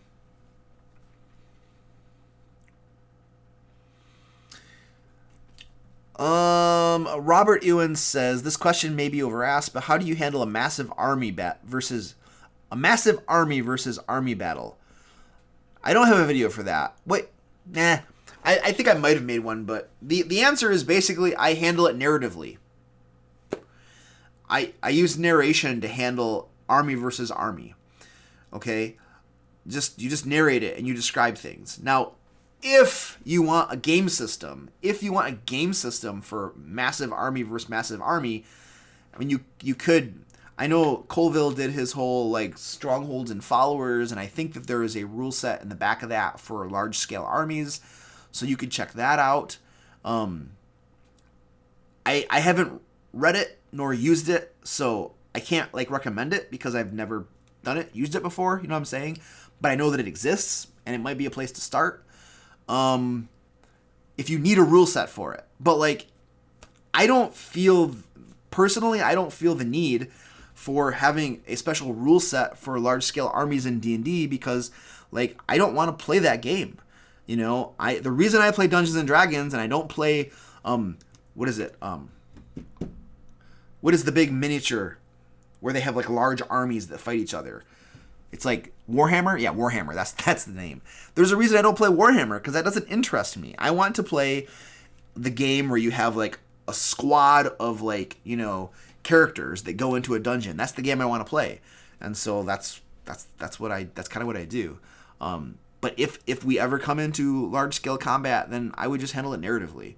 But if you want to play the game of large scale combat, then you can either go get a game that is large scale combat or you can get a supplement that introduces it into D&D.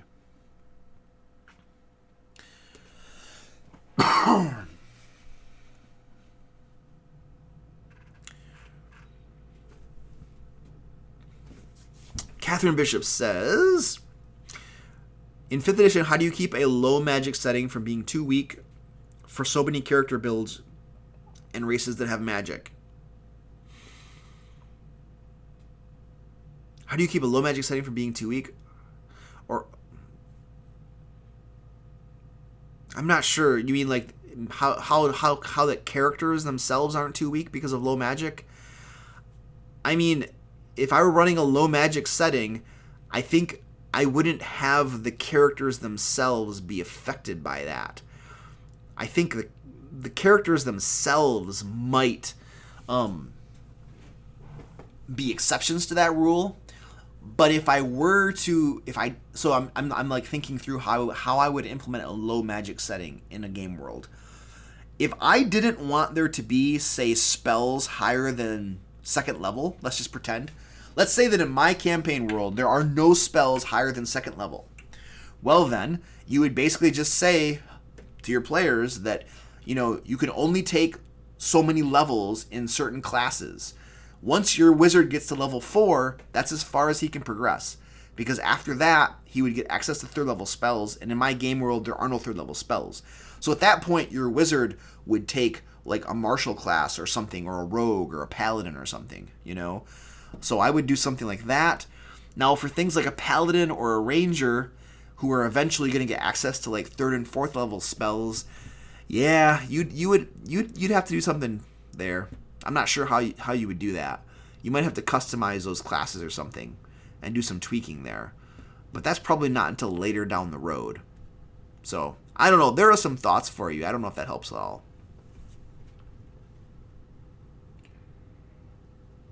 Oh, Mr. Goats, cool. So you guys are going to go with Eberron? Awesome. They just, you probably know this. They just released an Eberron game setting for 5th edition. Artemis, what up, dude? What helps to spice the session up or make the players feel the need to work on a quest or a problem?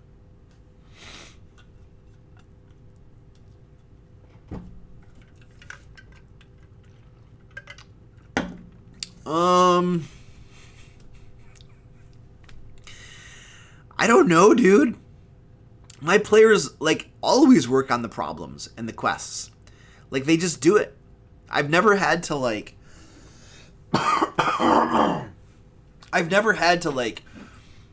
twist their arms into working on quests and problems. I think they just know that if they ignore a problem, things will get worse. Like, if they ignore the threat of Lord Paxton in the world, that plot line is going to continue progressing. Like, if they ignore it, it's going to get worse, and he's going to keep doing things. Like, the clock is always ticking. The game world is always progressing. Lord Paxton is not going to stop conniving and scheming and doing horrible things. That's going to keep on happening. And if they ignore that, those horrible things will start happening. And so that's just the way I run my games and my worlds, and my players probably know that. And so they don't ignore those things, you know, and they work on solving stuff. But I think part of it is part of the social contract as well, where the players just recognize that, hey, our dungeon master prepared an adventure for us, so let's not spit all over his hard work. How about we just like honor the fact that he prepared an adventure for us and run the adventure? You know, I think that's part of a social contract, you know, between the dungeon master and the players. If I had players that, in all honesty, straight up, if I had players that like just ignored my adventures that I spend time working on and were just like, you know what, we don't care, Luke, that you spent a lot of time working on all this stuff. We're just going to go off and become blacksmiths, and we're going to go dink around and screw around and stuff. Like, if they don't, then I think, honestly, I'm probably finding new players. You know, like, that's the hardcore truth. You know, if they don't want to play the game, you know, and they just want to go goof around and screw around and stuff, then either I'm going to play the game they want to play, which is a possibility if I want to play that game. But then if they want to go do X thing and then I create an adventure to do X thing and they ignore it again, then like, you know, that's just not cool. That's just kind of, it's breaking that social contract, in my opinion, you know. Now, there is a balance between they're occasionally going off and doing something X and then you improvising, that's fine. But if they're always ignoring the stuff that the Dungeon Master prepares, like if you're running, let's pretend that you're running a module. You're running a module and they're just like, and everybody agrees, yes, we're going to run this module. And then they just ignore the module that you prepared and then go off and do something. I'm sorry, that's just being a little bit like jerkish to me. You know what I mean? So I don't know. Those are my thoughts. I don't know, that was a tangent from a question or something, I think. But anyway. All right. Arthur says, have you played or run any games on Magic's Ravnica? I have not. I don't even own that book. Busy Bee Art, how do you develop the subplot of a player character during a session while still entertaining or not boring the other players at the table? Well, everything is a group game. So I don't have like individual subplots that progress one character where that character, we're only doing things for that character for an extended period of time while there's nothing for everybody else to do. I just don't do that, right? Everything involves the entire group. So if there is a subplot that involves a single character, then the expectation will be that everybody goes along and helps. Everybody is involved with it. And this is, I've done this many times where I'll have subplots and the whole group goes along and helps. That's just the way they do it. So I just keep everybody together and then everybody is in on the action. If you want to do a subplot where one character goes off by himself and does stuff, then I would probably handle it, if you're going to do it at the game table, I would do it within 5 minutes, have a basic description of what happens, maybe roll some dice, and then decide what happened, and then move on. Okay? If you want to do an extended subplot with one of your characters, then don't do it at the game table. Do it offline, or get together with that player one-on-one or something. Okay? That, in my opinion, that's the best way to avoid not having other players be bored. You know, don't run one game for one player while there are other players at the table, because that's not cool, in my opinion, because you're ignoring the fact that these other players, involve them somehow, get them in on the action. That's my advice.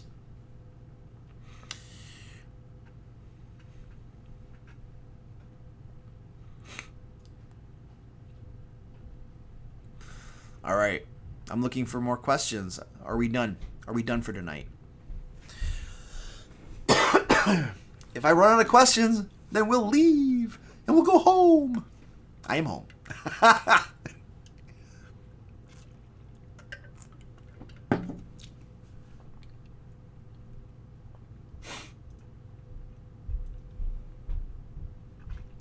Custom magic item creation. Ooh, that'd be fun. Clarissa, we're gonna do some of that one of these days. I've done a live stream before where we did custom magic item creation. We made some really cool magic items. We will do that again one of these days.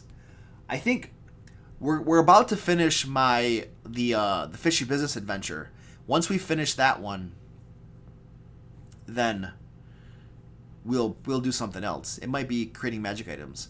Michigan and Washington, I don't know what JPB stands for. The encounter manager says, "Can we just keep going?" Well, if you want to keep going, you got to give me something to talk about. I have a big mouth. I'll keep talking. I just got to have something to talk about. S. We're still going. We're still going right now. You guys gotta get me some. You gotta get me on a tangent to talk about something. Oh, Robert Christian. You're wondering if I'm an Oxford comma guy or not. Ooh, spicy question. I am 100% an Oxford comma guy. Serial commas for the win. It is a question of clarity, okay, is what it is. Like, the AP style guide and their whole, like, avoid the Oxford comma and rewrite the sentence if you need to, screw that crap, okay? The Oxford comma exists for a reason, and it is for clarity. It makes things more clear and easy to understand, okay? And that is my stance on that. I will put serial commas everywhere. It is a matter of principle, all right? So there. That's the answer to your question, man. This is great. This is great. So, like, if you ever want to know if somebody's a writer or not, ask them that question. Where do you stand on the Oxford comma? And if they give you a blank look, that person is not a writer. Okay? That person's not a writer.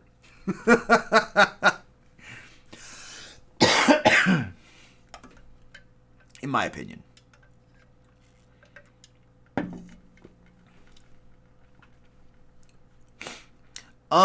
Cthulhu, we did a monster creation stream a while ago, and it did not go very well.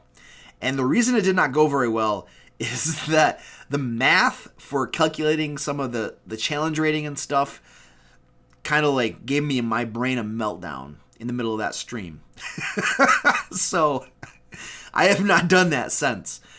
If we didn't have to calculate, we could just create monster stat blocks without calculating the challenge rating, and then I think it would be a lot easier. I still have nightmares about that stream. I was like, I don't know how to do this. This is freaking complicated. And then you start to get like all like, you know, anxious and clam up and stuff, and then it gets worse, you know, and you can't figure things out. And then I don't know, man. That was a bad stream.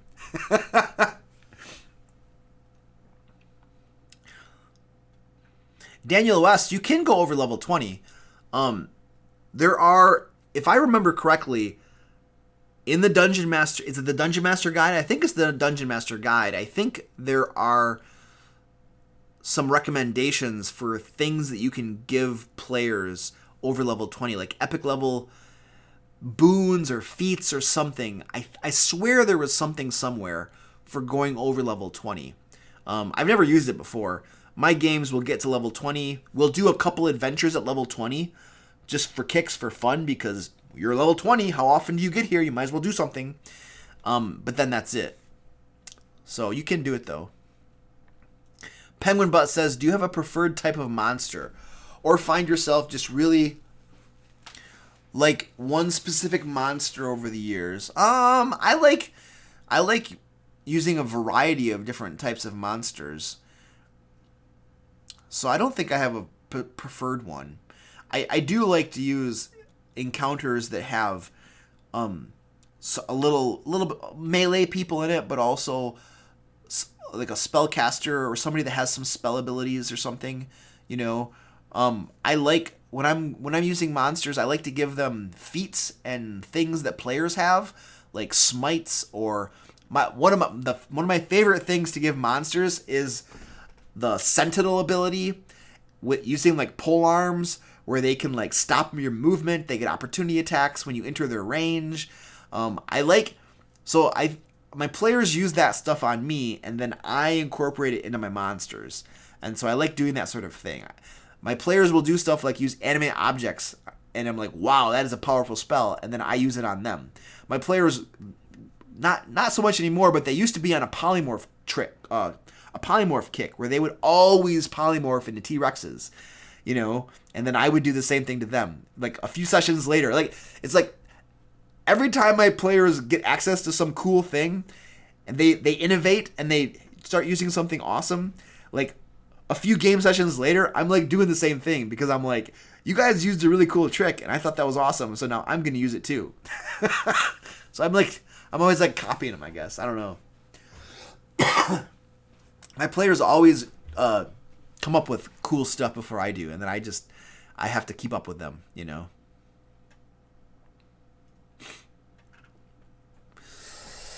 Busy BR, is there a way you handle diseases? I usually make a doctor's appointment and go see if my doctor can help with that. You know, if you don't know, if you don't have healthcare, medical insurance, crap like that, then that's a little bit more difficult. But there are like clinics in your counties that will help with that stuff too. So I would recommend making a doctor appointment. Probably don't share your disease with everybody here right now because that's probably not appropriate. But yeah. I don't know how to handle rabies. I'm pretty sure they have rabies shots. Do they got to go into your stomach? Aren't they painful?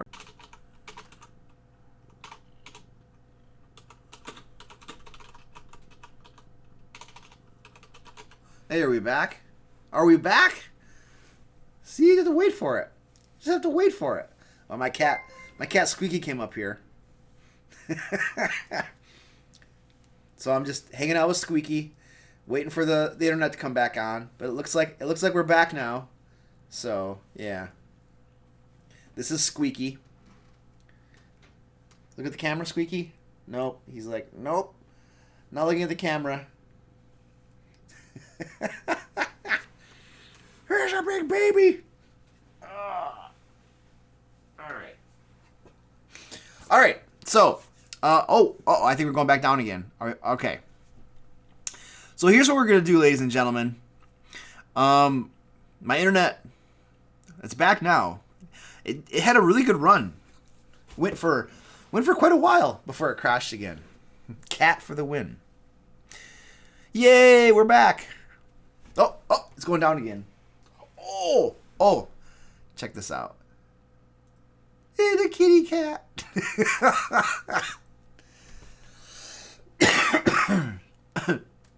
Oh, animals in the video. Watch out for Kappa, or whatever. Yeah, totally. That's my Squeaky. That's Squeaky right there. All right, let's do our giveaway, guys. Let's do our giveaway before the stream crashes again. Yeah, it might crash again. Who knows?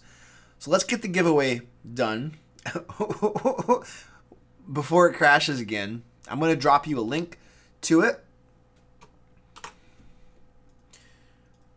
Down in the... if you haven't signed up for it yet, there's a link to it. There's a link down in the description. The password you need is GuapoCat.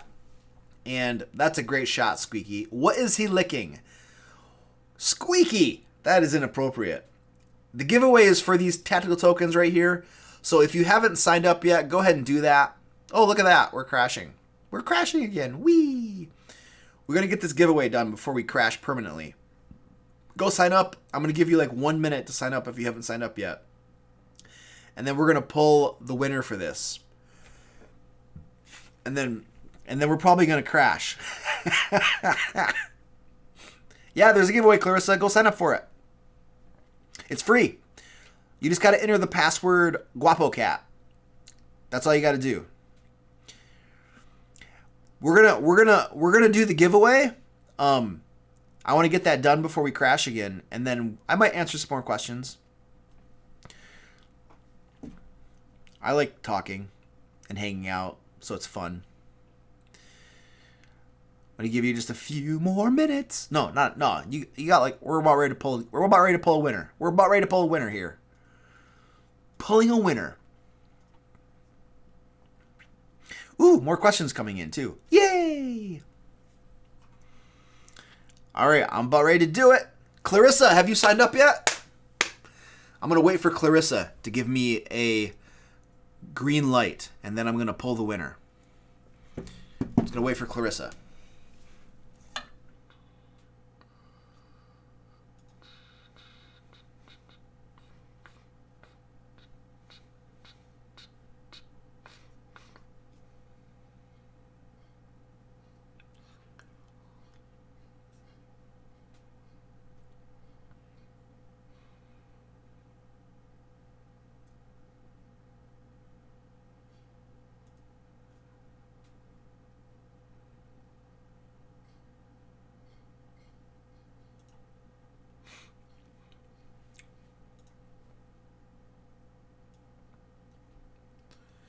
Oh, are we back?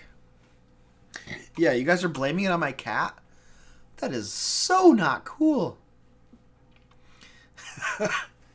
My poor cat. My poor cat gets blamed because the stream goes down. Look at him. Look at him. He's adorable.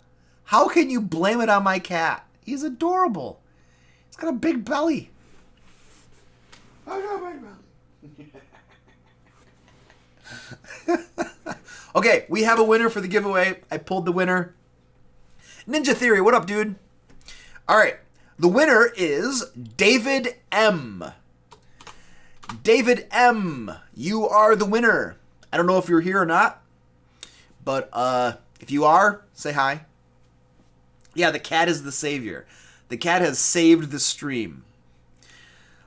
All right, so anyway, David M, I will be sending you an email for you to tell me where to ship these to, and then we will take care of you. So yeah, there you go.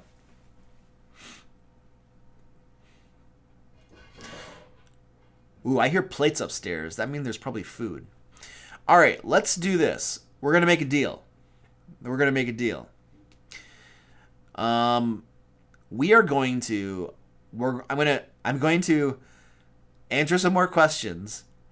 Okay, and then possibly the next time the stream dies, we might just stop.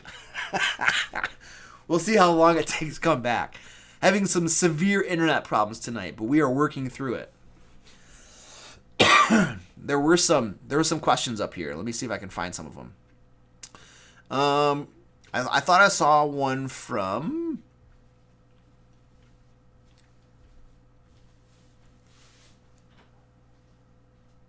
Okay, Mana Corker says, how do you go about tying PCs into the story of an existing module?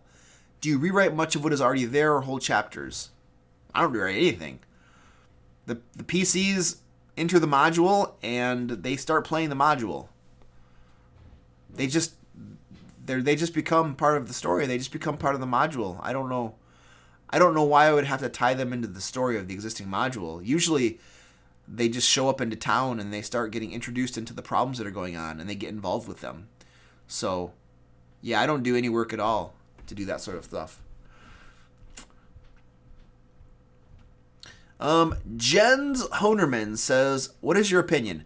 How complicated can a campaign get before the players lose interest and or the overview? That depends on your players.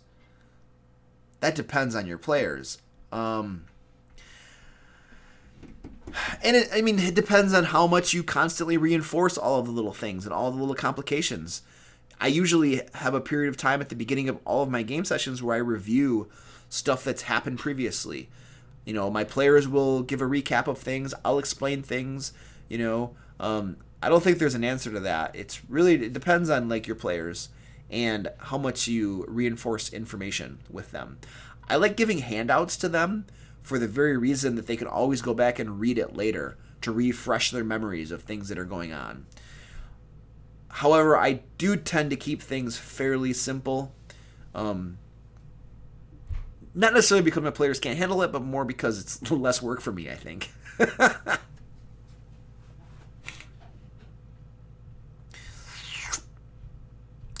The Encountermancer says, is it ethical to kill the offspring of evil humanoids?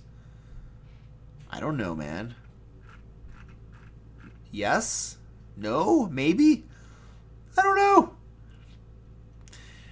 Oh, who's leaving? Oh, okay. There are some questions. You can post more questions too. I'll see if I can get some answers going on here. I'm getting tired too. My voice is getting bad, so we might be ending this soonish. Mr. Goats has a question. I'm just like answering questions with my cat on the camera. This is awesome. Or do you guys prefer to see my cat? Like, which view is better?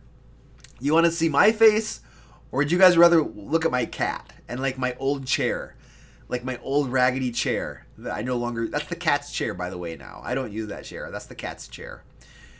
Which one would you prefer, the cat or the dungeon master? I have a feeling I'm going to lose. think I'm gonna lose this. Cat. Okay, so it looks like overwhelmingly people prefer to watch my cat. He's not doing anything. He's just sitting there. He's not even looking this way. All right. It's okay. It's okay. I know when I'm not loved. All right. Squeaky. Oh, there you go. He's adorable. He's adorable. Oh, now he's... I just wanted him to face the camera, but now he's like walking away. Yeah, cats have a high passive charisma. Well, see, now he's off the camera. Sorry. I screwed that up for you. Cthulhu, I'm not sure what Dark Sun is like to run. I've never run Dark Sun. I've heard of it, and I've heard it sounds really cool to me, but I've never actually done it before. There was a question up here. Somebody had a question up here. Oh, geez. Mr. Goats had a question about Eberron. Which part would I recommend for an exploration-themed hex crawl? I have no idea. I am not... Zendrick and Corval. And see, I used to play DDO online, Dungeons & Dragons Online. So those names sound familiar to me, but I don't know Eberron enough to give you any... No! Penguin Butt left us! Oh. I love Penguin Butt. That's a great name.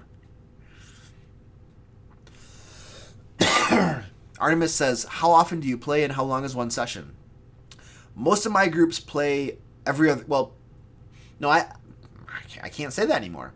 One of my groups plays every other week. One of my groups plays every week. And then I have one group that plays once a month, sometimes once every 2 months. A typical session lasts about 4 to 6 hours. 4 to 6 hours is how long we play for. It would be really hard. Well, oh, no, that's two of my groups we play. Okay, one of my groups plays for about 4 hours. One of my groups plays for about 6 hours. And one of my group plays for 1 hour over lunch at work. So just a whole wide variety of times. My preference is to play for about 6 hours, I think. 4 hours is okay, but like I like a little bit longer. Aussie accent? Nerd Oxide, I don't think I can do an Aussie accent at all. And not with my throat the way it is right now either. Jorge Williams says, I'm going to be running my second-ish game to a party of new players this weekend. Any tips on how to ease them into it? So, the one thing that I think of, the one thing that I always tell new players is don't worry about the game mechanics. Don't worry about, like, your character sheet and the dice and stuff like that.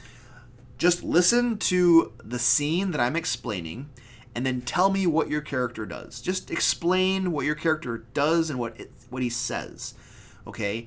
And then if there's any dice rolls required, if there are any game mechanics that come into play, I'll tell you what they are and I'll walk you through it. So that has always been my strategy. You know, let them focus on actually just deciding what they want to do and not worrying about how the game mechanics work. And then as things come up, we'll explain it and they'll learn it as they go. And so that has always been the approach that I use to ease new players into Dungeons & Dragons. All right. F. Huber says a typical session lasts until you run out of snacks. Dude, yes. I'll tell you what, man.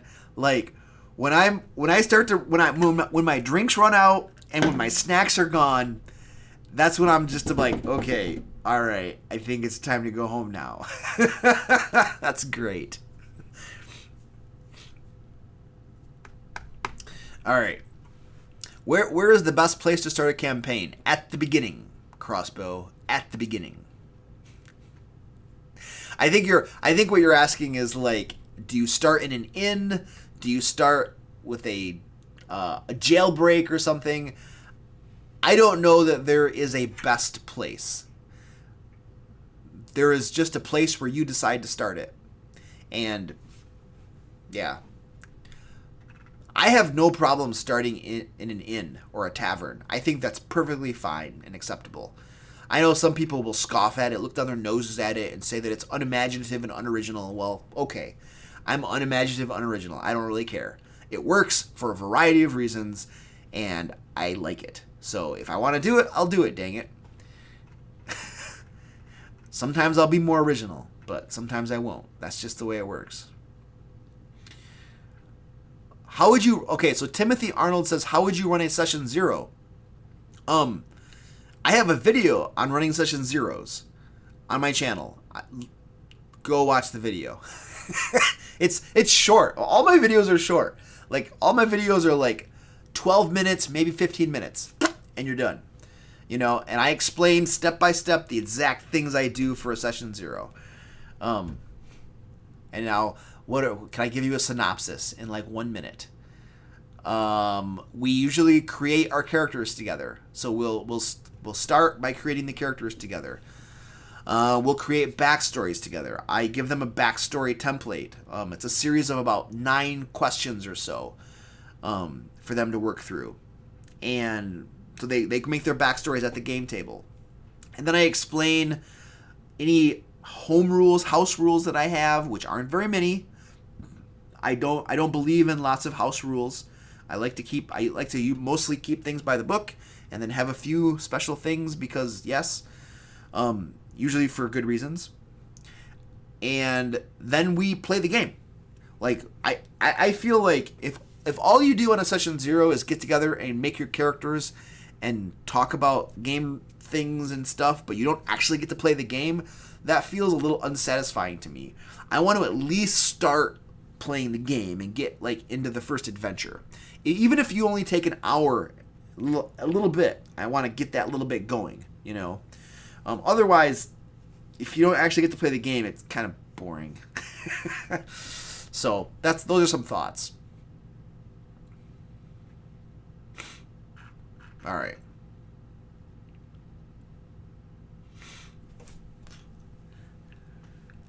Apple Core says, can you answer my question from before the stream? I don't know. How about you post that question again? I don't know. Necromancers are probably useful where other characters are useful too. All characters are useful in lots of different situations. Black Dog says M18 Hellcat or an M6A1 or even an M8 Scott. This will make or break a campaign for my group right now. Hellcat. Yeah, final answer. I have no idea what you just asked me. I just picked an answer. I hope it doesn't break your game.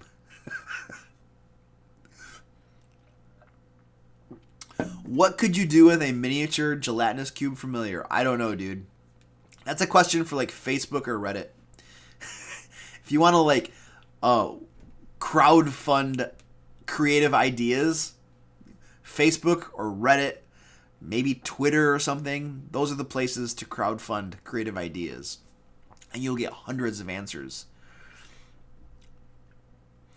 Can acid splash be used on doorknobs? Clarissa, yeah, sure. Doorknobs or locks or something. It's kind of routine. My players, at least in one of my groups, it's pretty routine for them to take a little vial of acid and put it into a lock, and then like that breaks the lock and stuff, and it melts it away, and then they can open the door if they can't unlock it themselves. It ruins the lock, so they can't reuse it if they want to lock the door behind them, but it helps them get through a door. My cat's complaining. Here he is. He's like complaining. He's like, why aren't you giving me attention? What are some favorite fun magic items to give low-level characters? I don't have specific examples for you, dude. But I would say things that are mostly flavor, that don't actually give them a whole bunch of power, but just mostly make the game more interesting and fun. Give them things that require them to use their creativity to get any actual mechanical use out of them. I think those are the sorts of low-level magic items that I give to my players the most.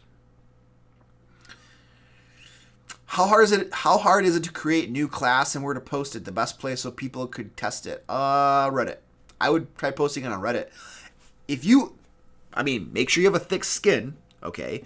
Because, like, if you post something up there that sucks, they're going to tell you, okay? But if you want to get actual thoughtful feedback from intelligent people, Reddit is a good place to start, in my opinion. I don't know how hard it is. I don't create new classes, honestly. Plyrica says, question, how can you be so awesome? I don't know. Just try hard. I try as hard as I can. Right now, my cold is, like, lowering my level of awesome. For sure. Cloaks of displacement suck. I hate those things. One of my players in the Sword Coast Guard has a Cloak of Displacement right now. And there will never, ever, ever be a Cloak of Displacement in any of my games ever again. Let's just put it that way. Those things are messed up. Way. That's like a legendary artifact, how useful a Cloak of Displacement is. It's crazy. James Dyer says, I rolled low stats. How do I still have fun in a session? You got to embrace that crap, dude. Like, so the stream is me answering questions while we watch my cat clean himself. That's what we're doing today, folks. Rolls, if you have low stats, you have to embrace them. And you got to, like, I suck.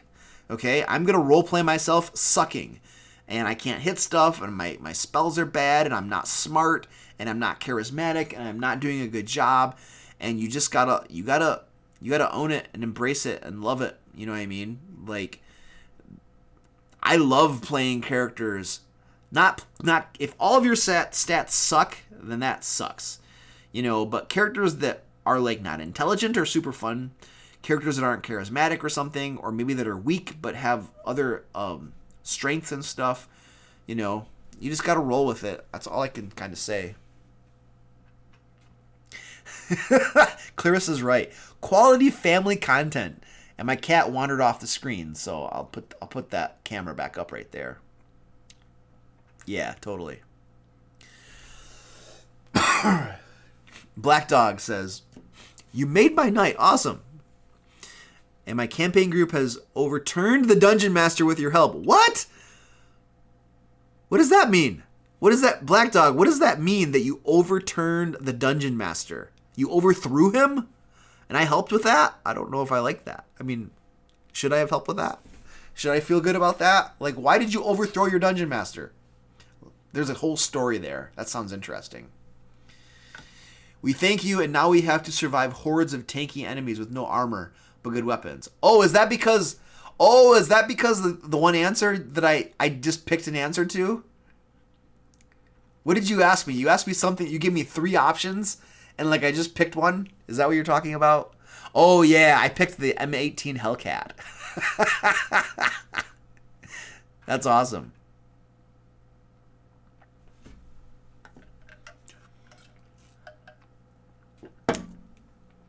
So Mana Corker says, when building a homebrew world or campaign, where do you begin? Do you have a full skeleton of your story waiting for flesh to start with a story seed and see where the narrative goes? I don't have a whole story made, for sure, because you never know where the Dungeon Master doesn't make the story. The players make the story. Like, when I create stuff for a campaign, I create a big bad guy. I know what he's doing in the game world. I know what his motivations are. I know what he's going to be up to. I might know who his lieutenants are. I might know some of the monsters that he has working for him. And I might know some of the bad stuff they're doing. But I have no idea what the players are going to do. I don't know how they're going to interact with them. I don't know how they're going to overcome them, defeat them, and stuff like that. I have no idea. When the players encounter all of these monsters and bad guys that I have in the game world, when they encounter each other and what happens as a result, that's what creates the story. And I never know what that's going to be. And so none of that stuff is really planned, and as the game goes on, my monsters begin reacting to what the players are doing, and so things just kind of develop organically, I think, as the campaign progresses. But I definitely know who the big bad is, and I definitely know who some of the minions are. I have an idea of what the big bad is going to be doing and why he's doing what he's doing. What is introducing the central conflict into the game? That stuff I know, but I don't know specifics. I don't know if that helps a little bit. I do have 2 videos on my channel about campaign planning. There are 2 videos.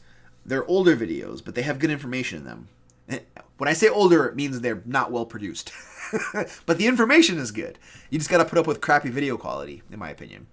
But you can go search on my video catalog for those. It's like Campaign Creation Part 1 and Part 2, I think is what they're called. All right.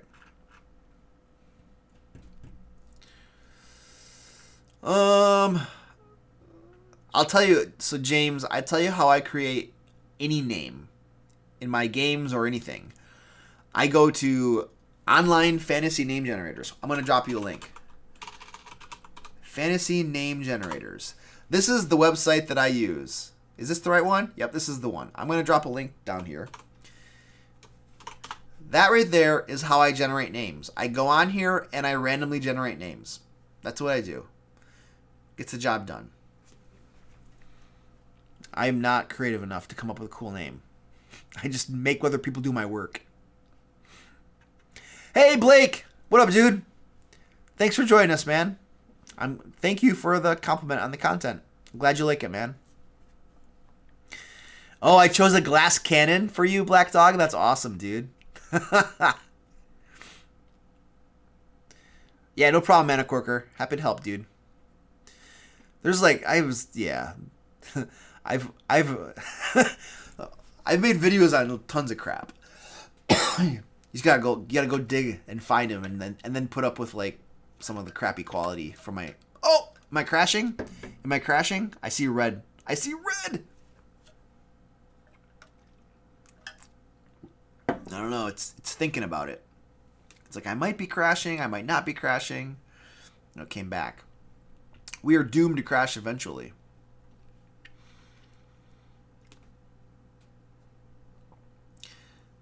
Oh, thank you, sir. He says, you're awesome and thanks. I place you in the Hall of Legends. Thanks, dude. That's awesome. Your logic is solid, and I agree that players make the story with you together. Absolutely. If they don't, I mean, what's the alternative? If the players aren't making the story with the Dungeon Master, then the Dungeon Master has what? Determined what the story is going to be? And then he has to do what? Railroad them to make sure that it all happens the way he has planned? That's lame, That's horrible. Arthur says, what are your favorite underestimated monsters or monster types to use in encounters in general? I don't know that I have favorites, Arthur. I like to use tons of different monsters. Just, I don't think I have favorites. I think I love all of them equally. It's like, that's like if you ask a parent which child is their favorite child, they're going to be like, I love all my children equally. It's like the parent answer. It's like they have to say that. It's probably true too, but What? A cat's got a problem. The video is approximately a minute and a half behind chat. Well, I also scroll up and look at old questions too. Like if I don't see a question recent down here, I'll scroll up and find one, Cameron F, what up, dude? Well, Cameron, we keep crashing. Like we crash every so often and then come back up. So we're riding a struggle bus tonight with the stream.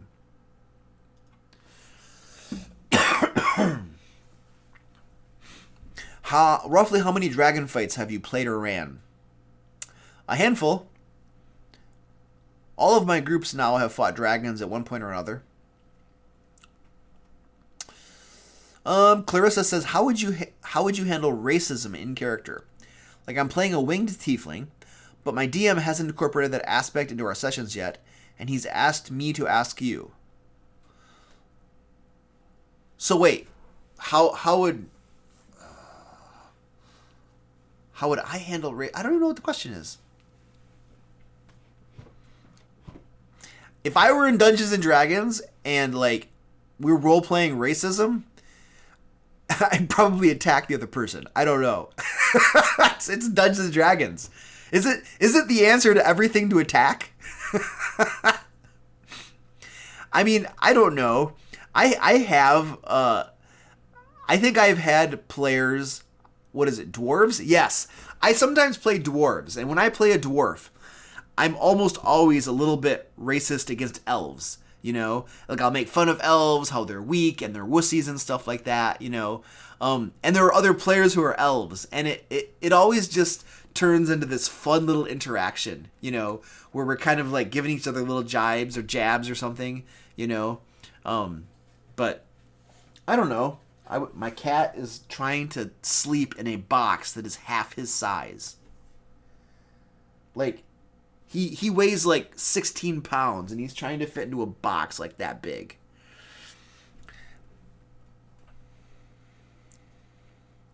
I mean, if I wanted to introduce like prejudice against certain races, then I would just have the people in authority create rules that discriminate against them. I don't know, like winged tieflings are not allowed to enter the city, or there's a no-fly zone or something, you know, or they have to register with the authorities, and then they have to have, you know, numbers assigned to them or something. I don't know. How would you handle? So if you wanted to emulate racism or something or prejudice in your game, I would look at real-world examples of how, you know, that has played out in our society, and then put it in your game. But to be honest with you, I don't do that a whole lot. Besides a playful comment with other players, you know, I don't know. I don't do that a whole lot.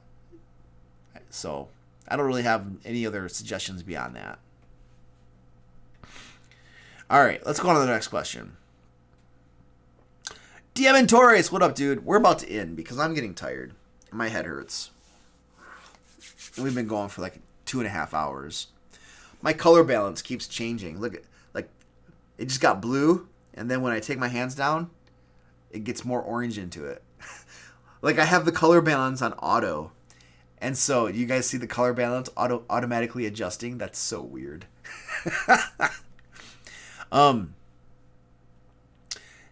See, now I'm just talking stupid stuff. Like random crap comes to my head, and I'm just like, "Oh, that sounds like something fun to talk about. Let's just talk about that for a second."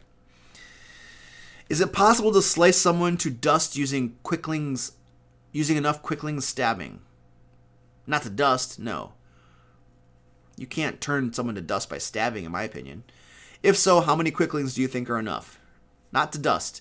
You can stab them to little tiny chunks, but not dust. Busy BR, how do you utilize maps in your games? Do you think they're necessary? Like, overland maps? So there are two different types of maps. There's overland maps, and then there's probably like dungeon maps. I have run games without either before, but almost certainly without fail, it's more difficult to not have a map. Even if it's just for me, the dungeon master, to refer to. It's always easier for me if I make a rough map, so I know if it's an overland map of like the countryside and towns and roads and stuff, or if it's a dungeon map. Like I at least need it for my reference so I can keep things straight when I'm describing stuff to my players, you know. So yeah. And then for overland maps, I usually give my players an overland map at some point. They might have to buy it or something. For dungeon maps, like I usually will draw out a little HUD, a heads-up display on a piece of paper so that they can keep themselves straight when they're in a dungeon and don't get lost. And it just saves time, you know, too. Looking for interesting questions. I don't have a favorite weapon.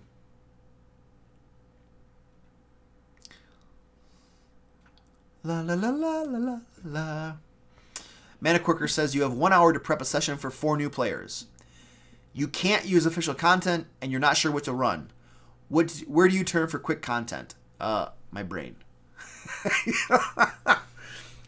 So this is what I would do. If I have Mana Quirker, if I have 1 hour to prep a session, this is what I would do. I would do. Let's do it together. No, let's not actually prep it, but I'm just going to show you. I'm going to show you what I would do. So I go to Google. I'm going to type in D&D dungeon map. I'm going to go to the images tab. And then, okay, here's my dungeon. This is the dungeon I'm using. Okay, that's the dungeon I'm using. And then what I'm going to do is I'm going to start, this is a big dungeon, so maybe I use a smaller dungeon. But then I'm going to start creating encounters for the different rooms. You know, I might have a plot or something. Once I know what encounters are in here and what the plot is, I'm ready to go. That's all I need. I don't need description or anything. I can make that up on the fly. I need a map. I need to know what's in these rooms, and I need to know what the overall story is, like or the situation, I should say. What's the situation? Who's the big bad and what they're trying to do? If I have that information, I can run a D&D adventure. So that's what I would do to prep in an hour worth of time, if I had to do it.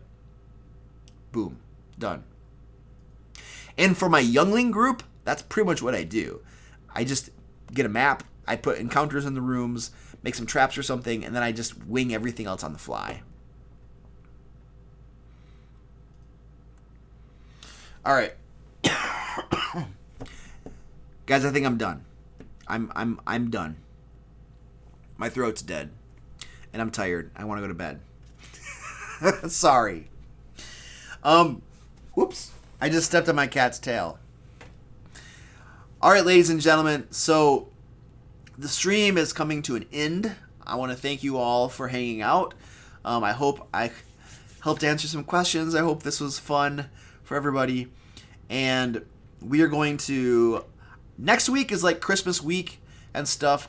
We will almost assuredly have a stream on Friday or something because I'm on vacation. I have nothing else to do. We might as well have a stream, right? So we'll probably see you next week. I need to get better because I have to do video filming next week. Like, I need to film videos next week. So this has got to get better because I got to do my videos. I have an entire week off. And so I have to do video work, you know. So this has got to get better. So, Merry Christmas, folks. I hope you guys all enjoy your holidays and stuff. And have fun and get, like, lots of D&D books and stuff, you know. So, I got to find the button to stop. Yes, I'm going to rest my voice. All right, ladies and gentlemen. Until next time, let's play D&D.